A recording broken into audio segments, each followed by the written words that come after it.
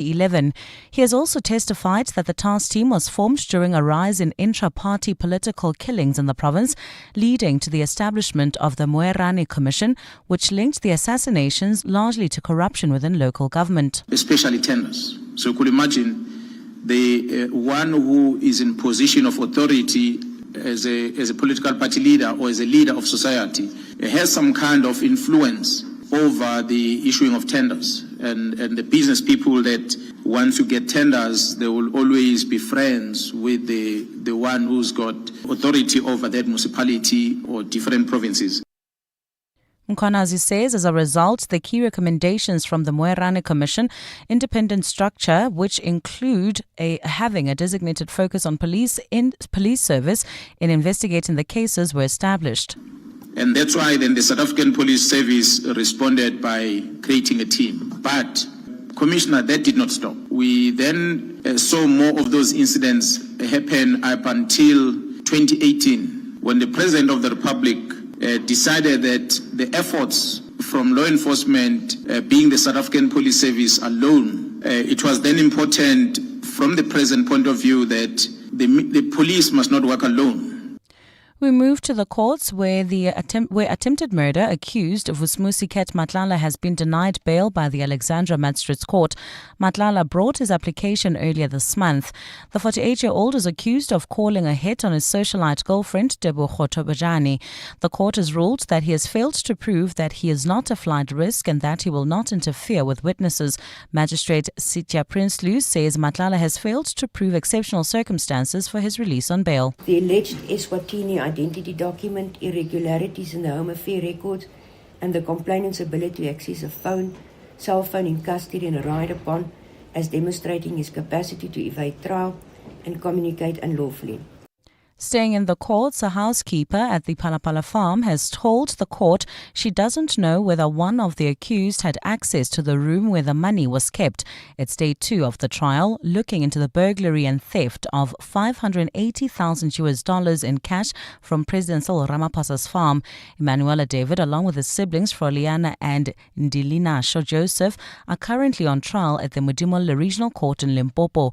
Thabiso Goba is there. The housekeeper, who cannot be named, says she has worked at the Phala Phala game farm for about a decade. She says the policy at the farm is that temporary cleaners cannot access the main room. The main room is where the stolen US dollars were hidden. Accused number 2, Froliana Joseph, was employed as a temporary cleaner at the farm. The housekeeper was asked in court today if Froliana ever accessed the main room. I know her very well, but when I am at the farm to go to clean the main house, I do not go with them. But I do not know when I am not at the farm what happens.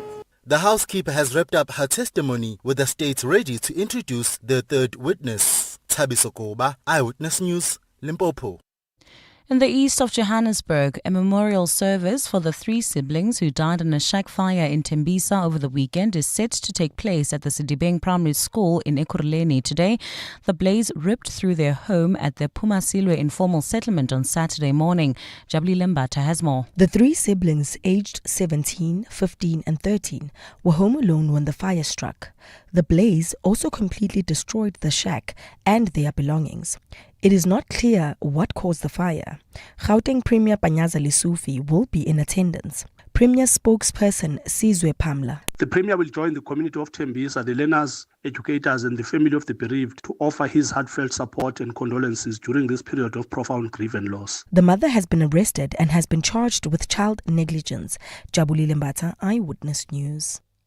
Softer food and fuel inflation took some of the heat off the headline rate as Stats SA releases the latest inflation data. Annual inflation unexpectedly lowered to down of 3.3% in August from 3.5% in July. While this is a 3-month low, it's still the second highest rate seen so far this year after cooler prints in the first half of the year. Out of the 13 categories in the basket, 4 registered a decline. This includes food and non-alcoholic beverages and transport. Chief Director for Price Statistics at Stats SA, Patrick Kelly, says annual inflation for food and non-alcoholic beverages slowed to 5.2% in August, down from 5.7% in the previous month. Within this, several categories eased, including cereals, seafood, dairy products, fruit and nuts, and vegetables. Kelly says some staples are cheaper than they were a year ago, including white rice, which cost on average around 31 rands per kilogram, compared to the current prices of 27 and 29 rands. While bread and pasta prices mostly remain flat, samp and maize meal prices are much higher. Nogukanya Mdambo, Eyewitness News. And the South African government has reiterated its call for Israel to end its actions against Palestinians in Gaza following a damning report by the United Nations Commission of Inquiry. Yesterday, the Commission released a report defining Jerusalem's retaliatory attack in the war that was started by Hamas in 2023 as genocidal under international law. Before this, South Africa had taken Israel to the International Court of Justice for claims that the country is killing Palestinians in Gaza. The International Relations Department says all states now need to fulfill their obligations under the Genocide Convention. International Relations spokesperson Crispin Piri. It is increasingly clear that the Palestinian people are facing a threat of erasure in real time. The entire system of international law is on the line. At stake is not merely the fate of the Palestinian people, but the very principle of justice over impunity. Gold's trading at $3,660.95 an ounce. The rand's at 17.38 to the dollar, at 23.71 to the pound, at 20.57 to the euro. Brent crude oil's at $68.02 a barrel. In Selby, leaving the Joburg CBD, expect about a 30-minute delay. M2 westbound between the Crown Interchange and Main Reef Road. Also heading into the Joburg CBD in the Amalgam area. Traffic a bit sluggish on a Main Reef Road between Church and Anderson. And in Boksburg, bumper-to-bumper traffic North Rand Road between the R21 Rietfontein Road and Jet Park Road. A look at your weather. Clear skies in Gauteng this afternoon. Temperatures are peaking at highs between 25 and 29 degrees. The top story in Eyewitness News this hour. KwaZulu-Natal Police Commissioner Nhlanhla Mkhwanazi has provided background on what led to the establishment of the Political Killings Task Team. EWN, in touch, in tune, and independent. For the latest, visit ewn.co.za or download the EWN app. You're with Relebogile Mabotja. Live, streaming countrywide On the Prime Media Plus app. DSTV channel 856, 92.7 and 106 FM.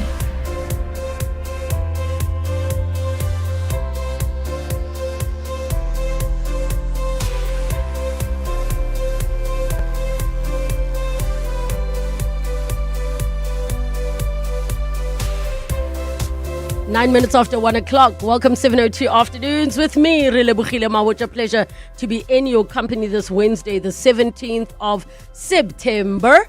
There are some interesting things we're going to be talking about on the show, but I'm going to kick off by asking this of you. And even though the example is centered around women, I want the conversation to be around men and women. And the question is simple. If today's independent, outspoken woman is a product of the traditional men and women who raised her, do we need to rethink who we are blaming for the change in gender roles? And you can see this as negative or see it as positive. I want to hear from you on that. Don't worry, I'm going to play you guys a clip so you can hear the thinking behind this discussion we're having today. Our finance feature, we're going to talk about unpacking the silent shame of Garnishee orders. Yo, guys, Garnishee orders are a real thing. We will explain what it's all about when we get there, but get your stories in early if you are somebody who has a Garnishee order against your name where you're working. We'll be joined by Salem Nyati, Consumer Financial Education Specialist at Momentum Group. Then in the second hour of the show, we have another masterclass that we're doing together with Standard Bank Private. Today, we're talking about smarter financial decisions during economic pressures. And we'll be joined by Mutusi Dire, Senior Manager, National Internal Sales at Standard Bank. Get in touch with us. Give us a call. 011 883 0702. SMS us 31702. Tweet at Relebogile M at Radio 702 using the hashtag 702 afternoons. And the WhatsApp line 072 702 1702. 702 afternoons with Relebogile Mabotja on 702. Let's walk the talk. gender roles are completely changing as the world evolves. And there are some who see that as positive, some who see it as negative. The big shift, of course, that we're seeing is amongst women, right? Where women have become a lot more outspoken. Women are no longer necessarily following the, in inverted commas, traditional values of what women should be in the different roles they play in society. But there's this gentleman who had such an interesting take that I thought, oh my goodness, I need to share this with all of you and also get your thoughts on roles and how they've changed, because there are many who say the women of today have changed in a way that's not positive. You have in particular certain men who say, you know, you're not our mothers used to, or our grandmothers used to, and women of today don't. And this man poses the following question to say, but the women of today were raised by those same traditional mothers and grandmothers, even fathers that you speak of. Do you not think that the women of today are a product of the same people you want them to be? As in, if you're going to say, well, my mother used to do this, or my mother always did things like this, and you should be more like that, he's posing the question to say, but it is your mother's generation that raised the generation of women today. Now, I don't want this to just be around women, because even the role of men is changing and evolving. And that question also needs to be posed. That the men we have today, they are a product of the generations prior.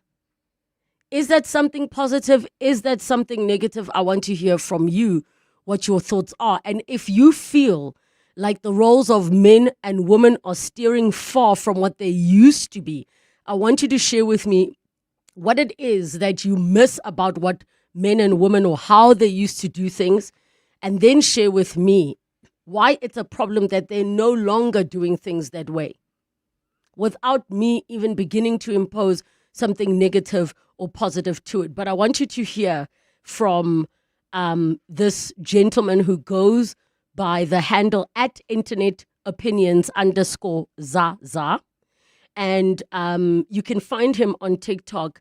And I really, really think there is so much to learn from all of this. Take a listen. The independent, opinionated, non-submissive women you complain about as gents were raised by the very same mothers and women you want them to become. Do you understand that?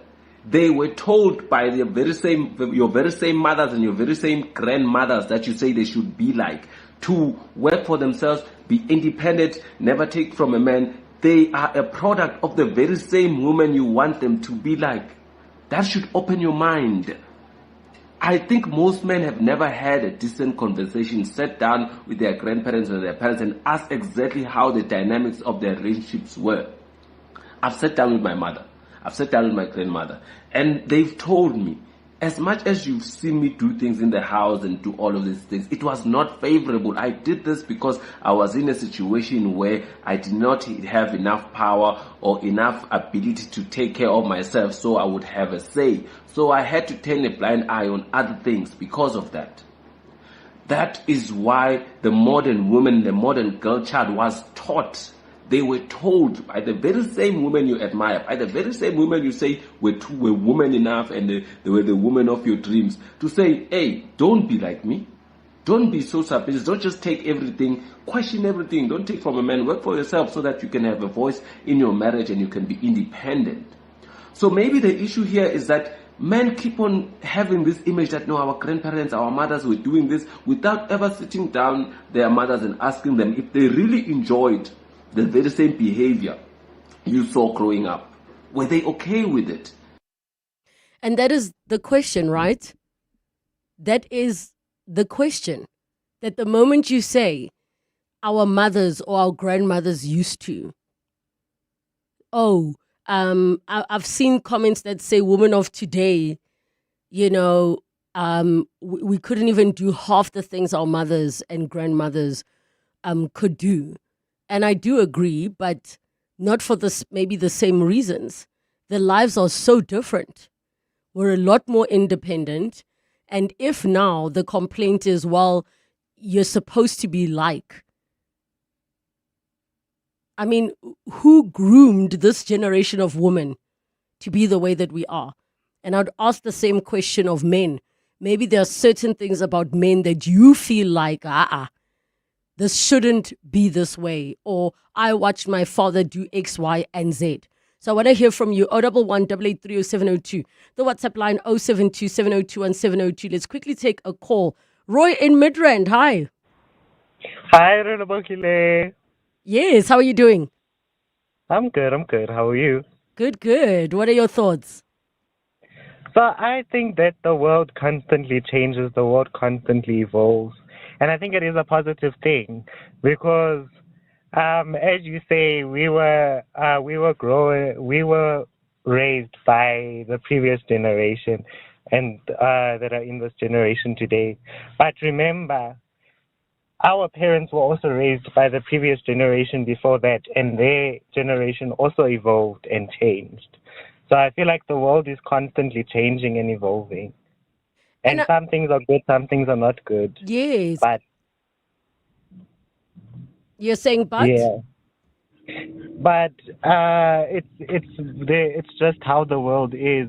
I feel like women didn't maybe have that many opportunities previously, and now they're getting the opportunities that they are owed from previous generations.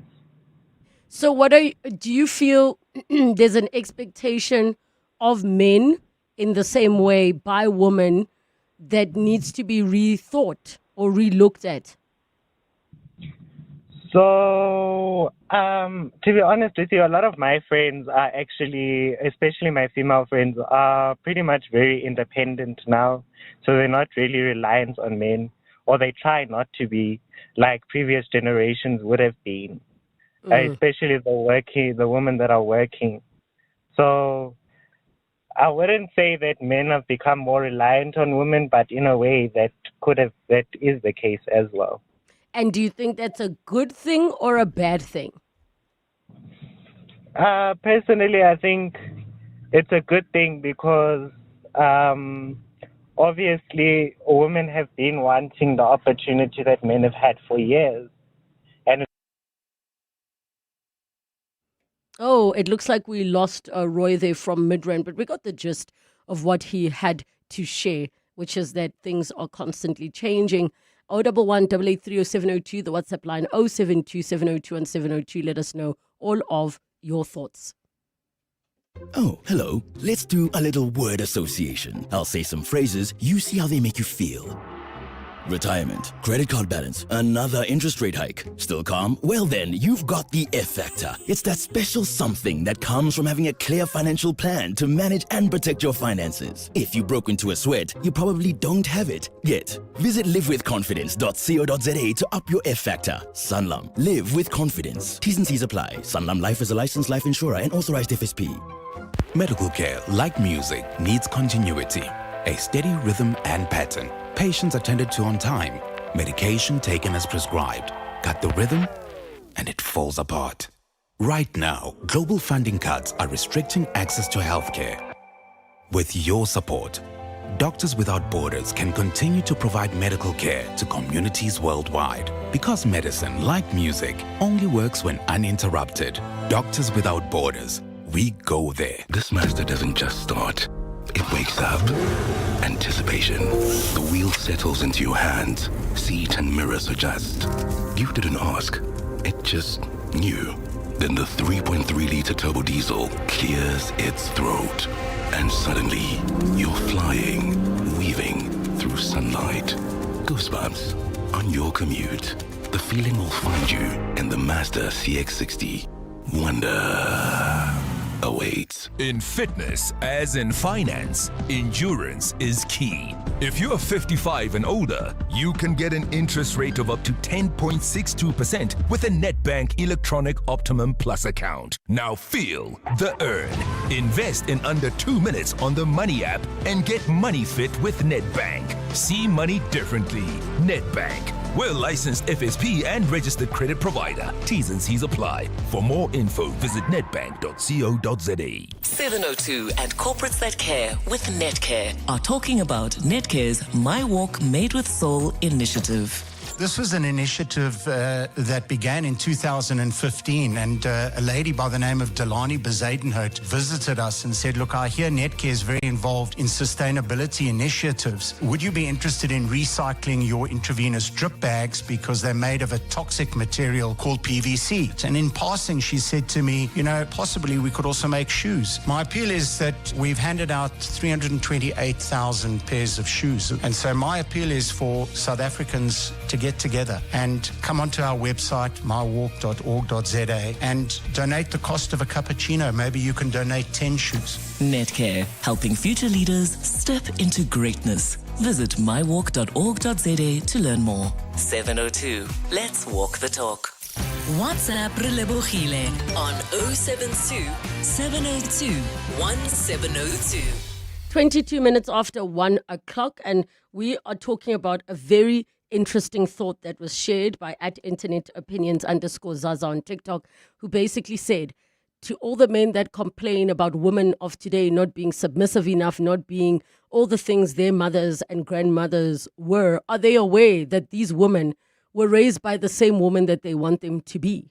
That they were raised by those fathers who told them, Ewena, you need to become like this. And more importantly, have they actually had conversations with those women that they want their woman to be like? Their grandmothers, their mothers, their aunts, to assess that was it favorable for you living the way that you were living? And I'm then asking as well of men as well. Are there ways that men are evolving that you would consider something not being so positive and making the connection to how it was they were raised? That are the men of today being raised in a way that the men, their forefathers, wanted them to be and become? 011 883 0702, the WhatsApp line 072 702 and 702. We go to Mamelo in Sandton. Hi, Mamelo. Hi. Yes. I want to answer your question. I hope you're well. I don't want to have to waste time with pleasantries. Thank you. I want to answer your question with regards to the question that you asked your previous caller, Hore. Is it a good thing that men are now becoming dependent on women? Yes. And I think it would be a good thing if men didn't have toxic masculinity. And I say that because had men approached a woman being more like financially stable and also actually being the one that earns more and doesn't see that as a negative thing and doesn't take away from them and their masculinity, then it would be, for them, they would see it as a good thing. But today's men, and I overgeneralize because I don't have a husband that feels that way. I feel like when men see a woman that is doing better than them, not just financially, in any aspect, they start seeing that as a threat because they have always been superior. They've always been the ones that make the most money. They've always been the ones that get to live their lives and not have to sit at home and look after the kids. And that's why you get this mentality, fathers that are married in a happy, loving marriage, when they have to look after the children, they're not saying, I'm going to stay home with my children. They're saying, I need to babysit the kids. Yes. So that's all I wanted to say. I also just had a thought as you were talking, Mamelo. I think the tricky part also for men is that their identity for a long time has been defined in relation to women. So they will say being a man is being a provider, a protector, a this. It does not speak independently of what it means to be a man outside of the existence of a woman. So now, when a woman is protecting herself, providing herself, they say you're trying to be a man. No, protecting and providing are not unique traits. Yes. Because there are single mothers, for example, who need to protect their children and. So maybe the question mark there is, the being a man today, what does that mean? What does that look like outside of the existence of women? And thank you so much, Mamelo from Sandton, for that call. And let me know, I mean, as gents, you will be the ones to be able to say what makes you a man. I'm curious because I don't know. I don't have the answer to understand what is what does it mean to be a man outside of the existence of woman, especially in modern times like today? Jimbo in Boksburg, how are you? I'm fine, and how are you? I'm good. Go ahead. Yeah, no, it's an interesting topic which I always. You know what? Let me put it this way. Let's look at the olden days. Even when you grew up, you found that every woman wanted to be independent. I was listening to your conversation from the start when you started that the same woman who raised you was also saying this. You should not rely on a man. And what I've seen is that women, they want to be recognized. And by being recognized, they are making, every effort to be identified and to make sure that they can do better than women, better than men. You understand? That's why you see we've got also equal rights. So this thing of women not submitting to their men or trying to be over, I don't know. But what I can say is that we are learning a lot out of women. And they are also trying to make sure that they can do things better. But let me tell this. I don't know if I'll be out of the topic or whatever. Wait, before you go there, I just want to understand. Yes. So your understanding is that women want to do better than men. Yes. What does better mean? Do you mean like in relation to what? What does that mean? Okay. What I'm just saying is that in whatever they do, if they see a man doing it, let me give a very good. A truck driver, we don't used to see women driving trucks. You understand? That was a man's job. But now you find that a woman will say that I want also to drive So women are challenging men. Let me put it that way. In whichever way they want to challenge a man, in whichever case. So let me ask you something, ne? Because Jimbo, though, let me speak from my perspective as a woman. My perspective as a woman, I don't want to do better than men. I don't see something a man is doing and I want to challenge them. I just want to have the option to do what I want to do. That's it. So the fact that there's... Hear me out, because this has nothing to do... I want, as a human being, my human experience, for me to have options. Yes. That's my perspective. I'm not sitting here dreaming about doing better than some man. I just know that I don't want to be told I can't do something because I'm a woman. Okay. You get what I'm saying? Yeah, I get you. But can we say that you want to be independent because you don't want someone to tell you something? Well, those are two different things. But independence does mean choice. So yes, having options means being independent. Yes. Because, if you're married to a man and then you're supposed to be submissive, it means that when we are saying things and then when I say something that, okay, as the head of the house, this is what I prefer and this is what I need. You understand?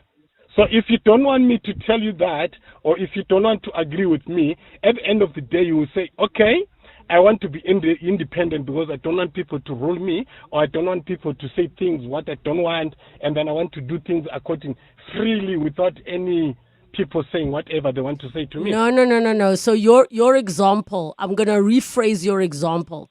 If you and I are married and you are the head of the household, right? Yes.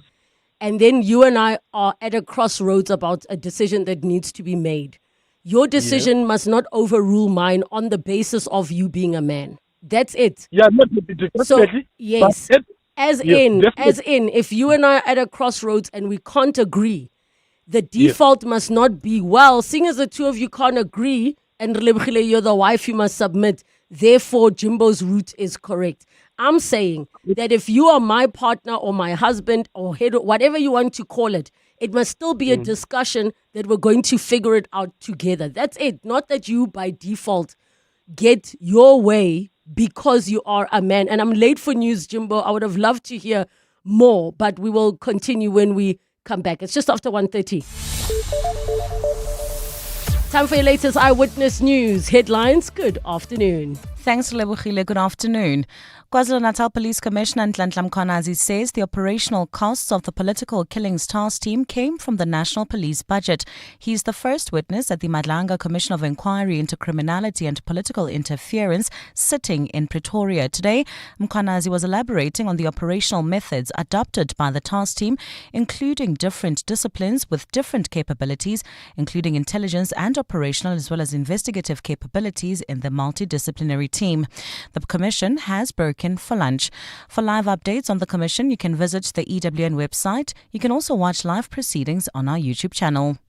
The Public Service and Administration Department says it will be freezing the pension contributions of those found to be public sector ghost employees. The department has also called for a mandatory verification process of all state employees from entry-level interns to senior managers. The department briefed Parliament's Public Service and Administration Portfolio Committee today on its plans to eliminate ghost employees in the government payroll system. And Western Cape Mobility MEC Isaac Seleku says warring taxi associations in Cape Town must focus on peace talks rather than taking government to court over taxi route closures. The Mobility Department has implemented a 30-day shutdown of taxi routes along the Mfuleni and Khayelitsha to Somerset West corridor starting today in an effort to prevent the taxi-related killings that have claimed the lives of at least 10 people in recent weeks. Those are the headlines. This Eyewitness News and more at 2 o'clock or as it happens. EWN Traffic. Well, at this stage in the Selby area, if you're heading towards Rivoli, you can expect about an hour delay. M2 West between the Crown Interchange and Main Reef Road. Also in Amalgam, traveling in and out of the Joburg CBD, traffic heavily backed up on Main Reef Road between Nasrec Road and Anderson. Boksburg, there's a bumper-to-bumper traffic on North Rand Road. This is between the R21 Rietfontein Road and Jed Park Road. Look out for those faulty traffic lights in the Edenville area at Modderfontein Road and Van Riebeck, as well as in Midrand at Old Pretoria Road and Allendale. If you come across any other traffic issues, please WhatsApp us on 072-702-1702. There's more EWN on air, online, and on the EWN app.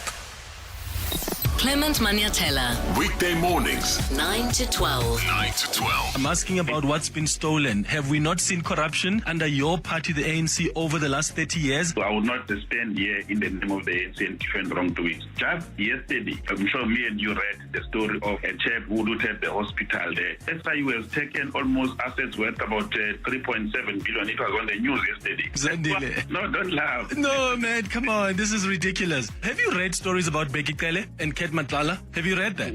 Have you read stories about the very same man you're talking about in Tembisa and which politician was in his house meeting Ket Matlala? Are they members of the ANC? No, you said these people are normal people in society, and I'm saying politicians, when they loot money, they're going to use their families and normal business people in society. Clements Maniatella. 9 to 12 on 702. The South African Future Trust Summit's premium entrepreneurial showcase returns to the Sandton Convention Centre on the 5th and the 6th of November, bringing together entrepreneurs with bold ideas and big ambition. Come and witness the big pitch where our 10 finalists will compete for the coveted $1 million business investment. That's US dollars. Join Masterclass with industry experts who will share valuable knowledge on relevant topics and seize the opportunity to pitch your business ideas to leading investors. Don't miss out. Limited seats are available. Book yours now at summit.southafricanfuturetrust.org in partnership with 702. Feel the exhilarating power and performance. Feel the anticipation of a new adventure around every corner. Feel the breathtaking wonder of Mzansi's epic scenery. Feel the luxe vibes and the good times. Feel it all and more with the Ultimate Shell V-Power VIP experience. Spend 750 rands 3 times this month and tap your V Plus rewards card for a chance to win one of 5 epic road trip and trek experiences for 2. T's and C's apply. It's spring, SA, and here at DecoFern, we say it's time to say yes. Say yes to new friends. Yes to new adventures. Will you marry me? Yes! and definitely say yes to a few new things. Welcome to Decophone. Say yes to awesome savings at the Decophone Furniture Spring Sale with up to 35% off on outdoor furniture and much more. In store now or at decophonesa.co.za. At the heart of global conversations shaping our future, Africa's voice is more important than ever.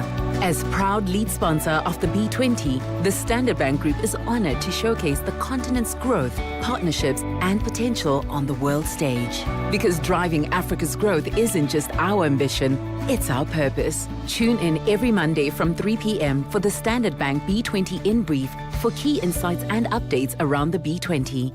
Standard Bank is an authorized FSP and registered credit provider. Your voice. Your life. Your afternoon radio. On 702 Afternoons. With Relebogile Mabotja. 24 minutes to 2 o'clock. We're talking about gender roles, how they've evolved, and the thought that this current generation of men and women is the product of our parents and forefathers and foremothers that came. We are the product of all those people. So if you're complaining that your woman or your wife or woman of today are not submissive enough and this, keep in mind that your mothers and grandmothers raised us to be this way. And I guess the same would apply to men. So I want to hear from you if this is positive or negative, especially where gender roles are concerned. 011 883 0702. The WhatsApp line 072 702 1702. Lindiwe in Johannesburg. Hi. Hi, Relebogile. What an amazing topic. So what I wanted to talk to is how myself and how I am and versus how my brother is, based on the household that we grew up in. Yes. So we were not necessarily told, I was not necessarily told this is what the woman you should be. I grew up looking at my mom and my dad and the dynamics there and the power dynamics there, the abuse.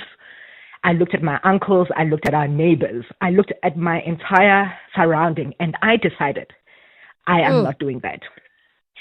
I don't like to cook. I don't know if I actually don't like to cook, but I remember thinking, I will not cook.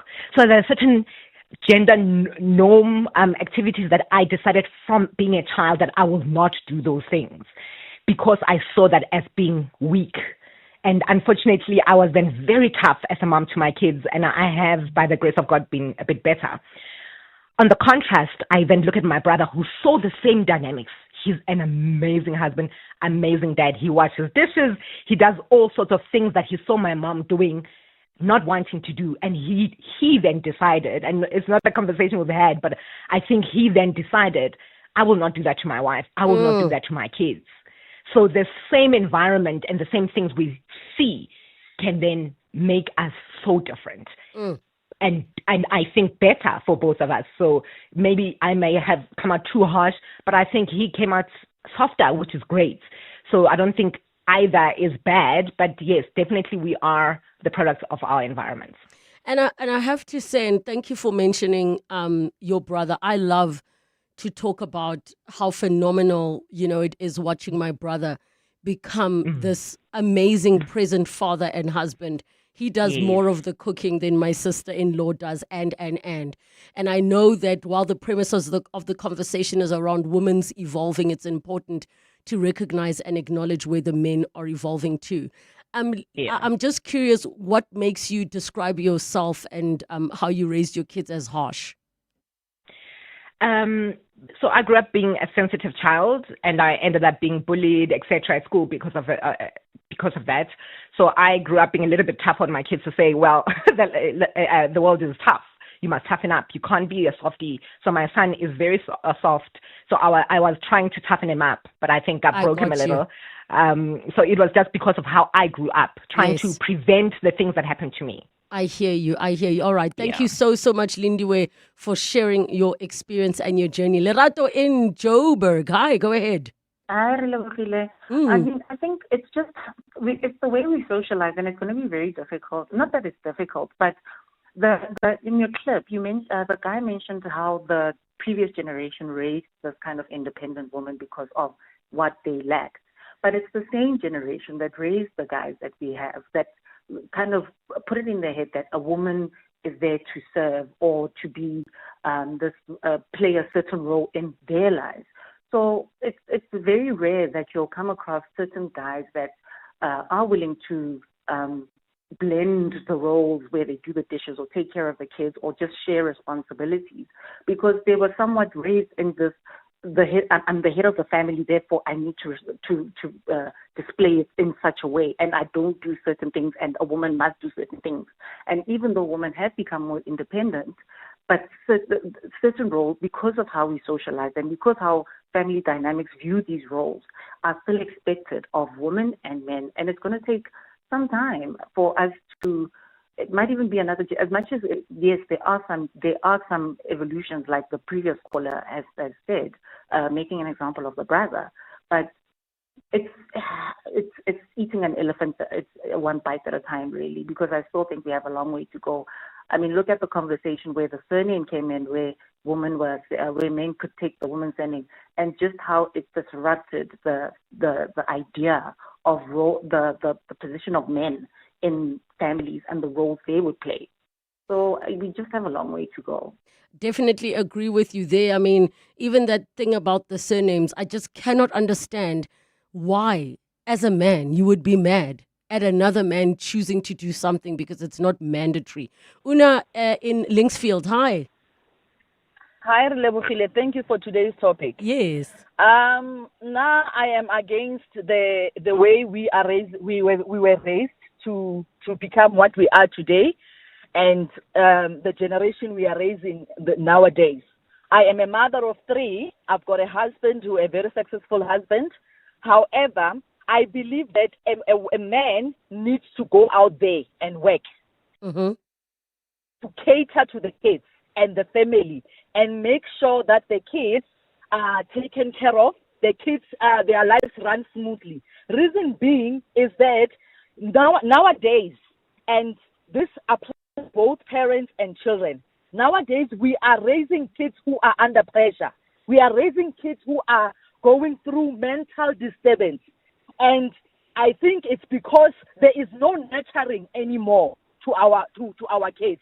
And this thing is also affecting us as parents because we are also under pressure. We are going through mental disorders because of the way we are putting ourselves under pressure. If a woman can just sit at home and run the family, men just go out there and work. And I'm not saying men must go out there and make a lot of money. Let them make money that is...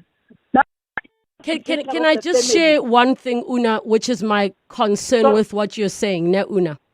Yeah, I think my concern with what you're saying is it doesn't leave room, if we say men must, ne, it doesn't leave room for opportunities that might not look like that. So if, let's say, between this couple and their children, there's an opportunity for the woman to go and earn really good money, and that would mean the result of that means the man must stay home. I'll give an example. You can have a woman who's a diplomat going and being relocated, and the husband gets given a stipend and he's at home. I think we mustn't close ourselves off. I get the premise of what you're saying, but I also think we mustn't close ourselves off to the fact that the picture might not look like that. And I also don't want to make less of a man's manliness or attach his manhood to his income generating abilities. And I'm going to have to leave it there because I've got so many messages I want to go through. Una, in Linksfield. Thank you for your call. Here are your voice notes. Good afternoon, Auslebo. Okay, first let me start your feedback.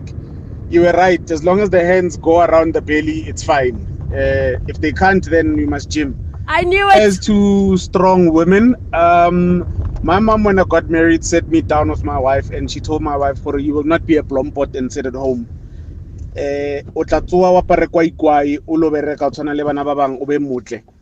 And you will learn to fend for yourself because you don't know what the future holds. So yeah, it's food for thought that you've started. It's a conversation, and a very, very interesting one, because a lot of the times it's a conversation that we don't want to hear, but we have to hear it anyway, whether we like it or not.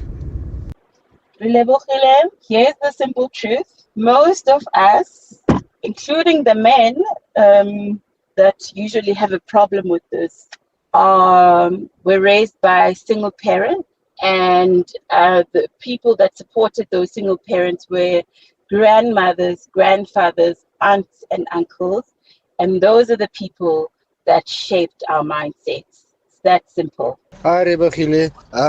I just want to say hats off to women of today.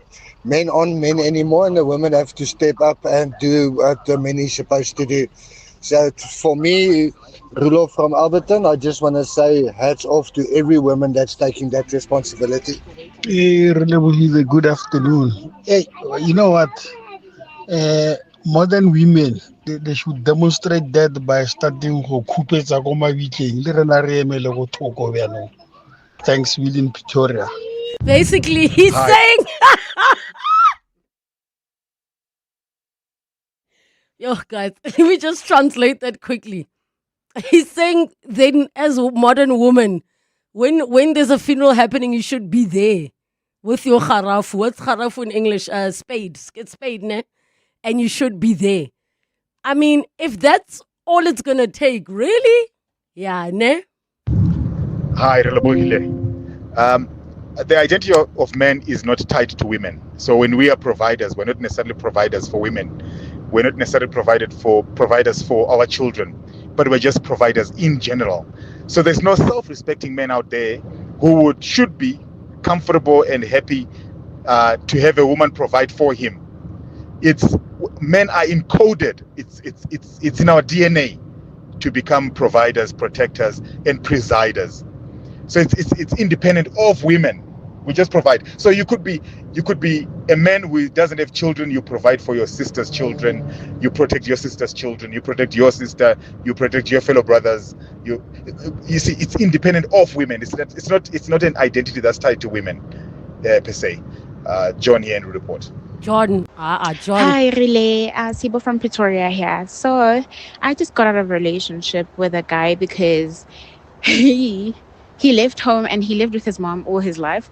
And when we started living together, he expected me to basically take over the role that his mom played in his life. Ekbeni, we're supposed to be partners. Now, Kona, he was not going to play the same role the men of the olden days were supposed to play in our relationship.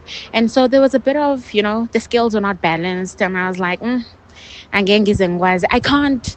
Men of today just want to be princesses and they want to be babied, and that's not how it works, because then the scales are not balanced.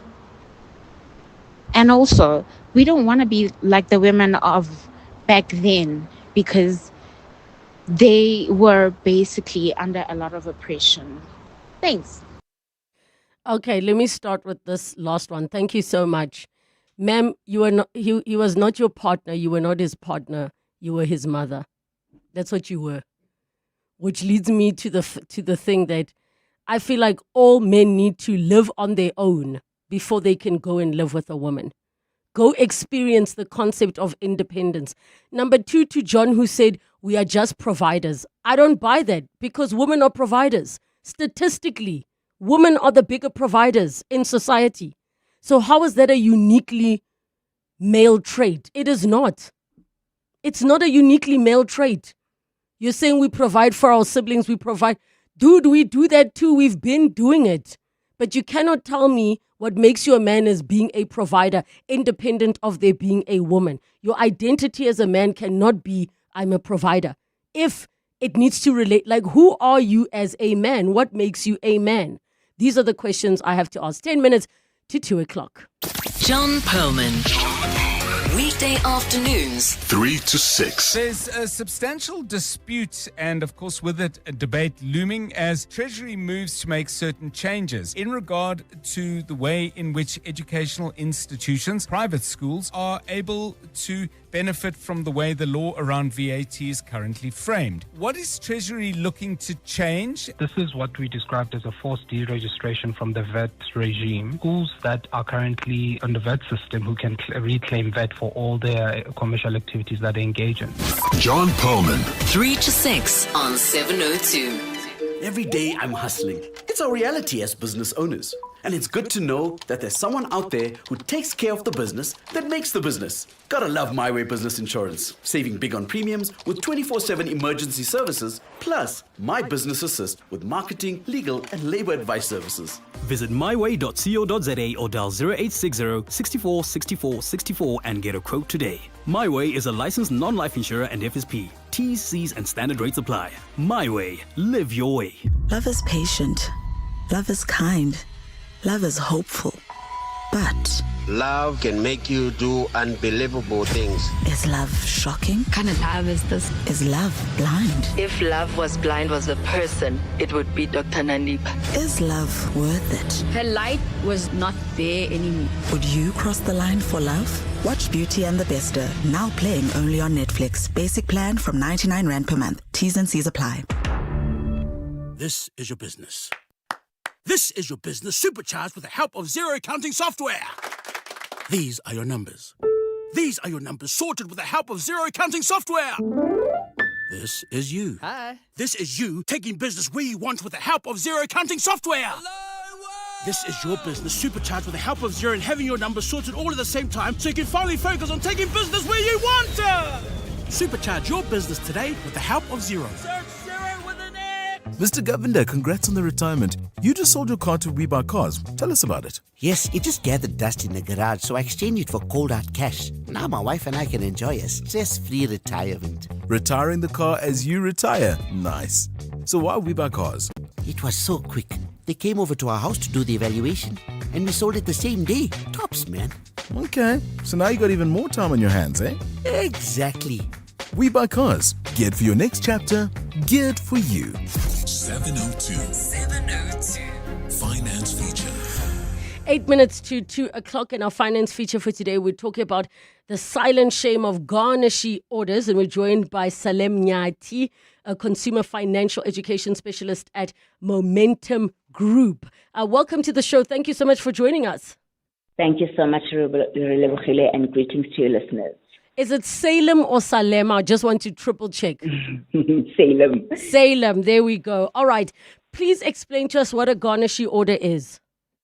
So in a short way and way of explaining it, it's when the court is ordered to deduct the debt that you owe from your salary without your voluntary compliance. So basically, they go in there and they take, because they've been trying all other avenues to collect their money, and usually it's a last resort to say, before that money lands into your bank account, that debt must be deducted. Okay, and of course, once that court order comes to the company you work for, your boss, it's not a if, ands, or but. The employee can't later come and say, hey, this is my reason.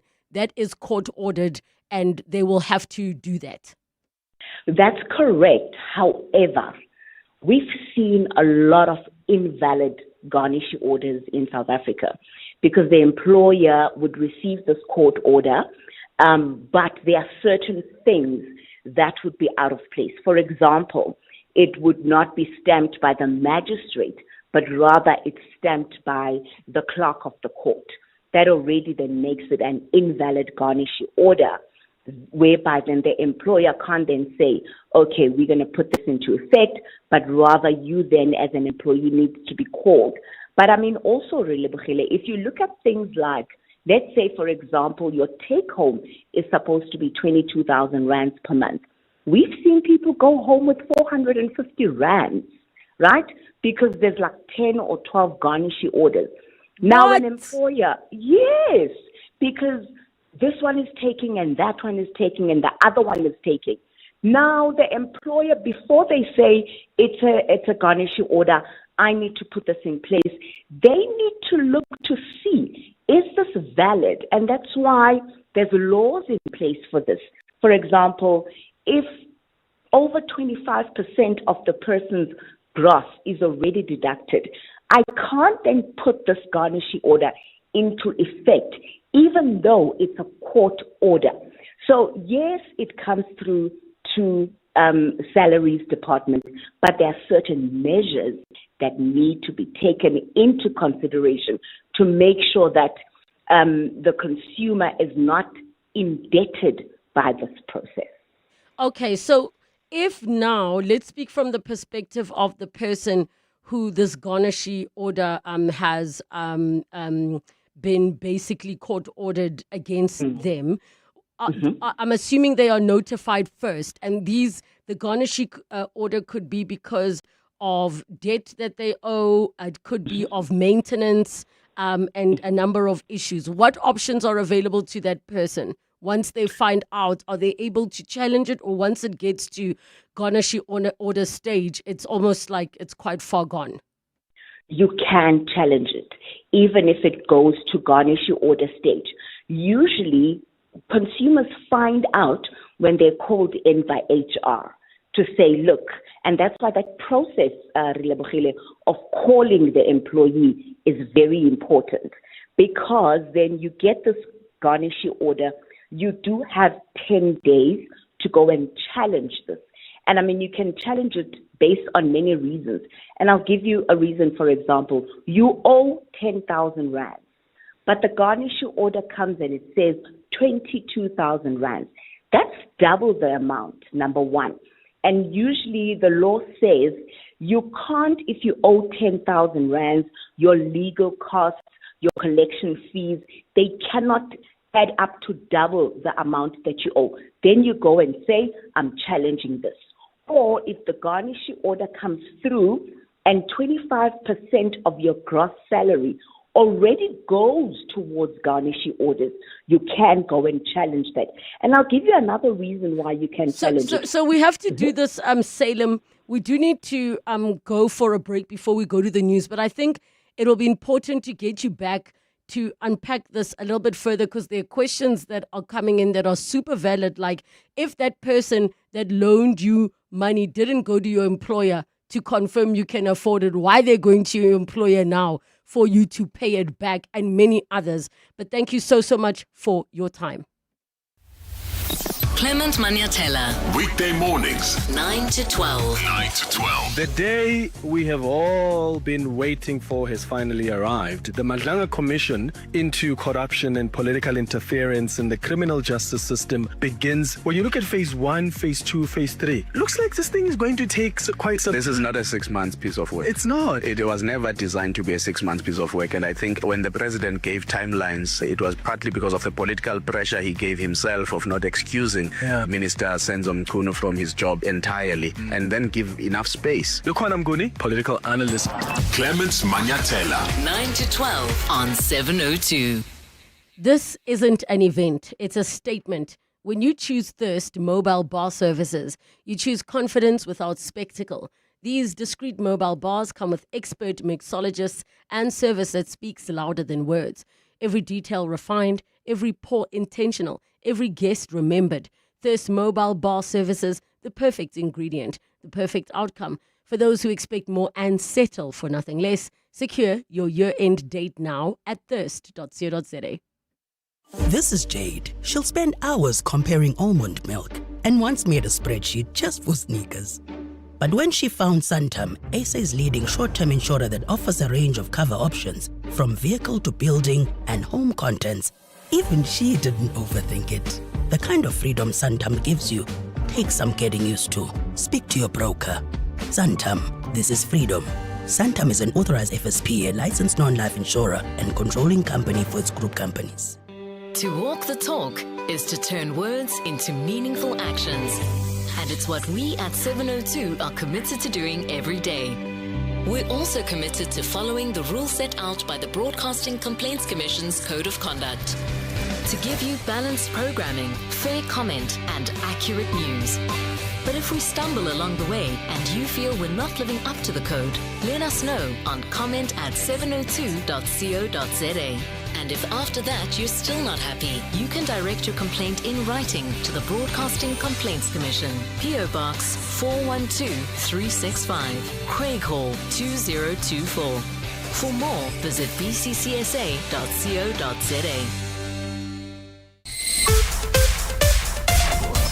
This is EWN.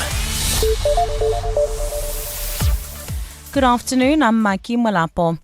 KwaZulu-Natal Police Commissioner Nhlanhla Mkhwanazi has answered to questions on the operational costs of the political killings task team in the province. Mkhwanazi is the first witness at the Madlanga Commission of Inquiry into Criminality and Political Interference in the Police and has been giving his testimony in Pretoria today. He told the Commission that the political task team's funding came from the National Police budget when he was questioned on how the multidisciplinary team's operations were resourced financially. We needed to mobilize different disciplines. South African Police Service is not structured in KwaZulu-Natal. It is a national, one central South African Police Service. So therefore, if we have resources that are not there in KwaZulu-Natal, we have to source it from other provinces. He added that the team's plans included bringing in other officers who were not from KwaZulu-Natal. Therefore, there's a cost associated with the accommodation, subsistence, and traveling allowances, and so forth. And we also needed to have other resources, computers, vehicles, and so forth. Mkhwanazi says all this was communicated to all deputy commissioners of different provinces before being signed off by the National Commissioner. Different disciplines are a responsibility of different deputy national commissioners, as we explained the structure earlier. So as we proposed this, we needed to make sure before the national commissioner signs off that these deputy national commissioners have an insight of what we want to do, and they make their own recommendations to the national commissioner in terms of the plan. Meanwhile, proceedings have seen a slow start despite Mkhwanazi taking the stand when the commission kicked off this morning. Majority of his testimony has been centered around the constitutional mandate of the SAPS, including their roles and responsibilities in line with the SAPS Act. Mkhwanazi also touched on aspects of the political killings task team, providing background on the establishment of the team in 2018. Oren Singh is at the Bridget Mabandla Justice College and joins us live now. Oren, what more has the KZN top cop shared? Yeah, well, look, Maki, he's basically only just started to get into the nitty-gritties of this political killings task team that you referred to, talking about how and why there was a need for the formation of this task team. Interestingly enough, though, Maki, it must be noted that this task team, the political killings task team, was established in 2011 when Lieutenant General Mkhwanazi was the acting National Police Commissioner. But they seem to be not functioning as they should. They weren't getting the successes they needed to. And so an interministerial committee re-looked at it and they were re-established in 2018. But we're going to hear a lot more from the provincial commissioner in the second half of today. For Eyewitness News, I'm Oren Singh, live from Pretoria. For live updates on the Commission, you can visit the EWN website. You can also watch the live proceedings on our YouTube channel.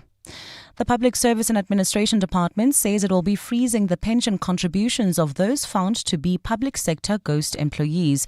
The department has also called for a mandatory verification process of all state employees from entry-level interns to senior managers. The department briefed Parliament's Public Service and Administration Portfolio Committee today on its plans to eliminate ghost employees in the government payroll system.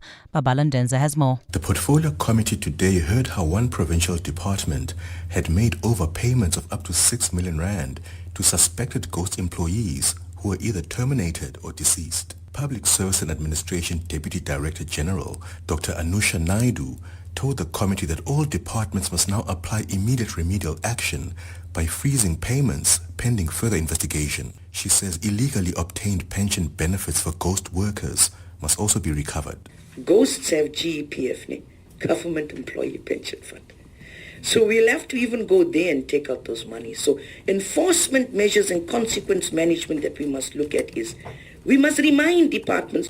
National Treasury also told the committee that there's an urgent need to strengthen verification and onboarding through the creation of digital identities and biometrics for all state employees. Babala Ndenza, Eyewitness News, Parliament.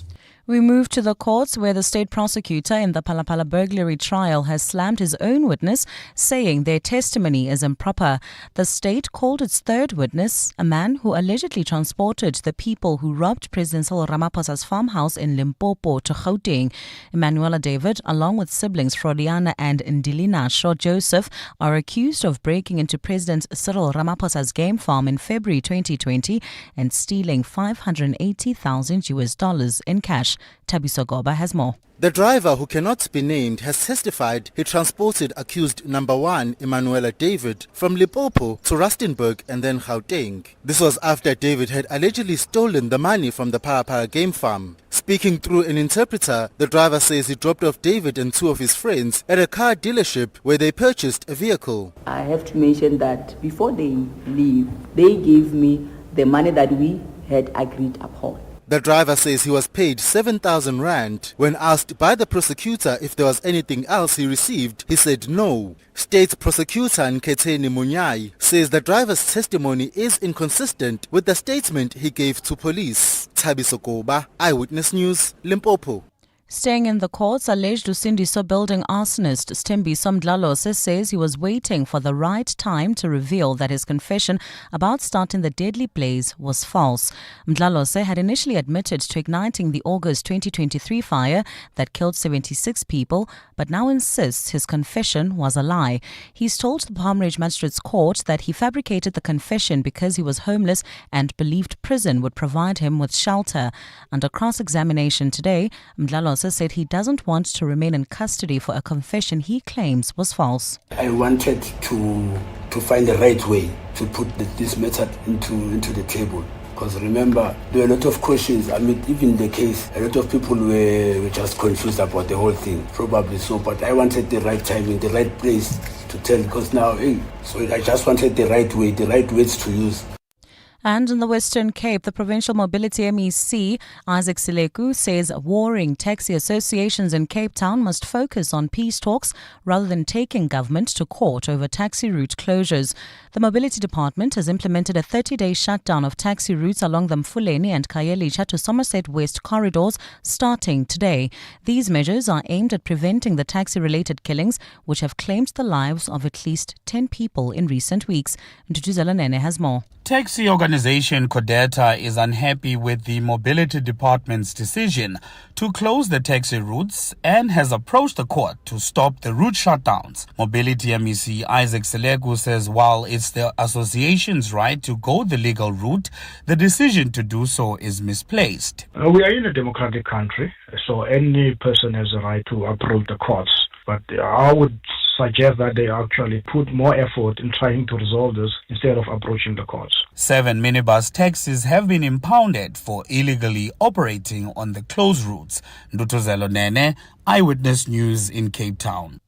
Gold's trading at $3,668.59 an ounce. The rand's at 17.38 to the dollar, at 23.72 to the pound, at 20.58 to the euro. Brent crude oil's at $67.96 a barrel. Selby, you can still expect about a 30-minute delay. This is on the M2 westbound between the Crown Interchange and Main Reef Road. That's leaving the Joburg CBD. Also, if you're driving through LX heading towards Midrand, traffic sluggish on the N3 northbound between Modderfontein Road and Marlborough.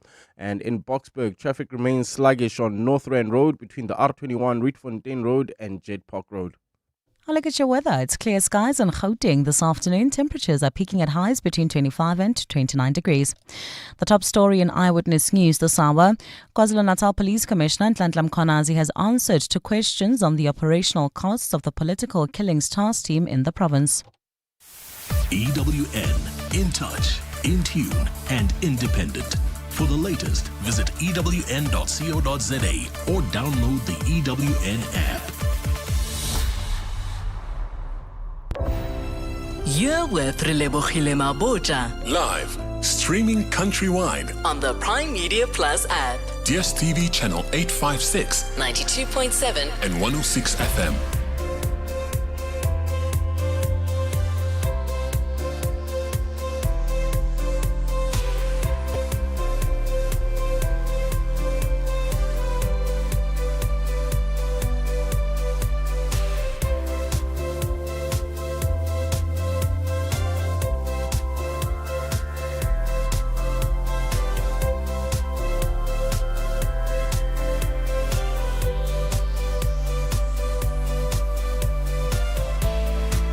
Minutes after 2 o'clock, the second and final hour of 7:02 afternoons with me, Relebogile Mabotja.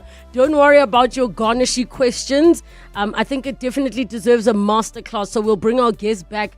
You can ask all of the questions that you have around Garnishee orders. So coming up in this hour of the show, we're together with Standard Bank Private, and we're going to be talking in our masterclass about smarter financial decisions during economic pressures.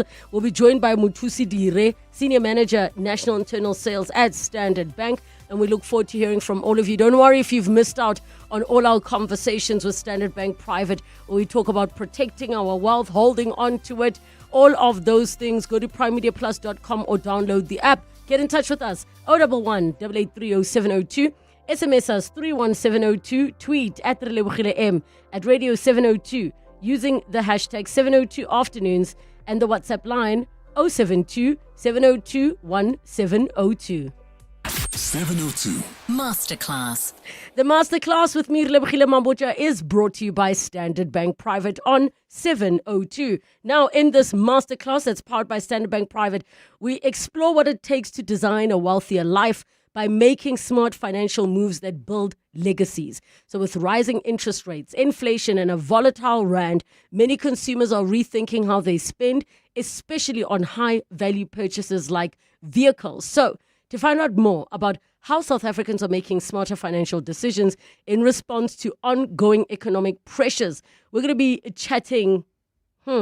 I just need to get a correction here, but we're going to be chatting to Muthusi Dire, Senior Manager, National Internal Sales at Standard Bank. And he joins us in studio. We're going to be taking your calls 011 883 0702 and the WhatsApp line 072 702 1702. Muthusi, welcome to the show. Thank you so much for joining us. Thank you, Relebogile. Good afternoon to you. Good afternoon to the listeners of 702 Land. Okay, so just in terms of I need to understand your title because we don't live in the world of Standard Bank. National Internal Sales. What does that mean? What do you do there? So I head up, the sales which originate via our branch network, which originate via our private bankers, our wealth bankers from wealth investment, that originate via our digital platform. So if you go on Standard Bank SBG mobile or you go on Standard Bank website, which is www.standardbank.co.za. So all of those sales that originate from there for vehicle and asset finance, I look after that portfolio. Okay, and I think it's quite important that you are sharing that with us so that we also have context of what it is that you do as we delve into this part of our discussion, which is just those decisions. I want to briefly talk about economic pressures. Yeah. What do we mean by that? I mean, we're all feeling the pinch, and I feel like the average South African, the way we measure is like, okay, that same basket of basics that I would be buying last year where they are today, but from your perspective, it's a whole lot bigger than just that. Yeah. So when we talk about really the economical pressures for us as South Africans, we're really talking purely about living standard. Is the quality of life that I'm living today the same as I was living last year or the same as I was living 10 years ago? And what we are seeing really in the data set is that many South Africans are really feeling the heat. And that is one from the what you just mentioned in terms of the basket of goods, which is generally the measure of our CPI, Consumer Price Index. And Statistics SA will generally give us an indication whether is there an improvement or there isn't an improvement there.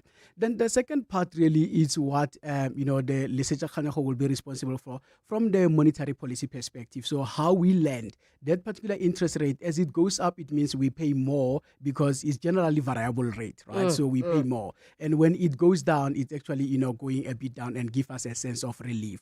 And I think when one then extrapolates, that it then goes into different aspects of our lives. That impacts your transporting life. That impacts, you spoke about the food and entertainment as an example. To a certain degree, we know that from the ecosystem, you will then have things like your petrol as an example. What does that look like in terms of, having to pay for that? We do have insurance as well. So that's another component there. Then when you have a vehicle in terms of your pocket, then there are things that we will then call an after sale. So you look at your servicing as an example. What does the servicing look like? What are the intervals that I actually have? Do I have to pay out of my pocket as a South African? And if yes, then you are feeling a bit more heat.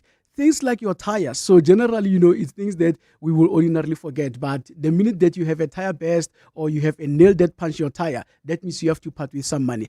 All of those over the years, due to really a rise in inflation, a rise in interest rate to a certain degree, although we got the relief really since 2023, we've been getting that relief. They really do add up into, the what we call the disposable income of the consumers of South Africa or the South African citizens. So that pressure is actually evident. And then you then go into one might call, like your luxury living in terms of your subscriptions as an example. So all of those, they also do have an element of an annual increase. So the heat is on, we are feeling it, but it's not all doom and gloom. Yes. I do think, when you're looking at South Africans, we are a resilient country. And we did have some of these waves back in 1998 when, our prime rate was 25% plus minus somewhere there. And look at where we are now. So we are a resilient country. We are able to go up and down.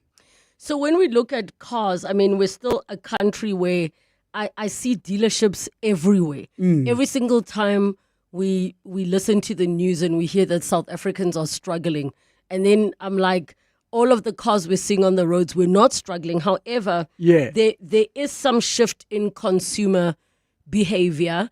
We speak about it in our car feature where they're like, people are no longer going for the big, heavy German cars anymore.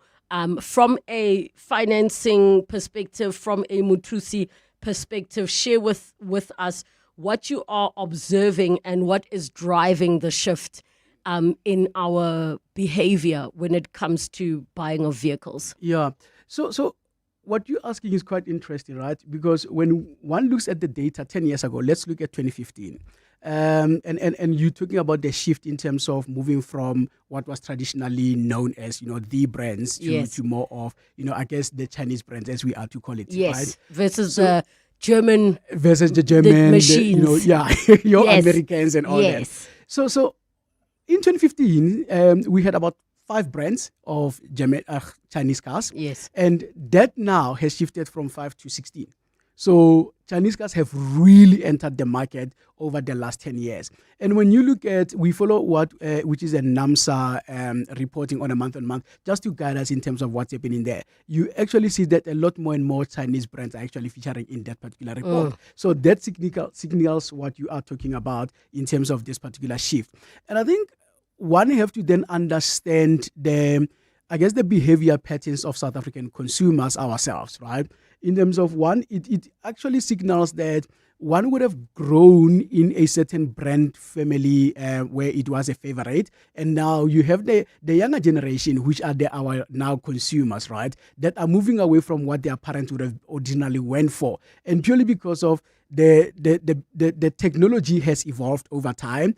And when you look at some of the Chinese models, the whistles and bells that they come with as a standard feature, in certain models, you have to pay that as an element of an extra. So for somebody now who is, and we're talking about wealth, right? You're going to bring your financial savviness into that to say, why do I need to pay X if I could actually get Y with all the whistles and bells? So that movement has actually come through. So the brand loyalty, it's thing of a past. I think what South Africans are looking for more and more today, it is a mobility solution. Is this vehicle able to take me from A to B? But with that mobility solution, is it also talking to me from the technology perspective, right? And when you then look at, I guess, the new entrants that are coming in, we see even a whole lot of, young women coming in. And young women are, I almost want to say, the drivers, in terms of some of this change, because in our data sets, we really are seeing that more and more women are taking up finance as compared to 10 years ago. We're actually seeing a lot more women are actually going for these new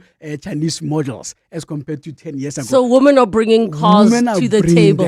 We're bringing cars to the table. The girls are bringing cars to the table. They are when you guys ask us, what are we bringing to the table? We're bringing cars. So that is actually coming through. And which is quite an influence, right? Because and when you look at some of those models, and reports as well as the feedback that we are receiving is that it's quite nice. It's a decent hatchback. If I'm a young mom, I'm able to put my stroller there with no hassle. And the colors as well, because they have brought in a different lens to color, right? So you see different colors that are actually coming in. They are talking to a lot more younger ladies. So the shift that we actually are seeing is really influenced by that. And I think to a certain degree also, there is also a safety feature. There is also a pop-up look and feel. Is this vehicle Instagrammable? So it's those things that they will then be looking at just to make sure that they make such an informed. And I think ultimately at the end of the Relebogile, it boils down to pricing. So we cannot, look at the holistic movement of the vehicles and not really touch on the pricing component. Because one of the things that we know is what was the cheapest vehicle back in 2015 and looking at now. Yes. That vehicle, I can tell you, it was somewhere in sub 100,000. Yes. Now we're talking almost 200,000. It's so crazy about the entry level vehicles. But again, if we go back to what you were saying is, now certain features are not extras. They form part of the basic package. So we can see why things in some respects have become a lot more pricey when it comes to entry level. Now, in terms of trends with new and used cars, what are you seeing? And I know we've touched on the brands, but I want to know specifically which brands you would say are leading the charge. So when you follow the NAMSA, we normally will see Toyota as, up there, and then followed by Suzuki, and then come VW. Then you'll then have a mixture that comes from there, right? So the likes of your Hyundai, then you'll have your Cherry that's actually coming through. Then in there, you'll also have the likes of your Bake, you'll have the likes of your GWM. And GWM actually being the most sold Chinese brand in South Africa, right? I keep getting confused who's the baby of which company. Because a lot of them are connected. So yes. I was like, I saw somebody being announced as an ambassador for GWN. Yeah. But then they were in a Haval.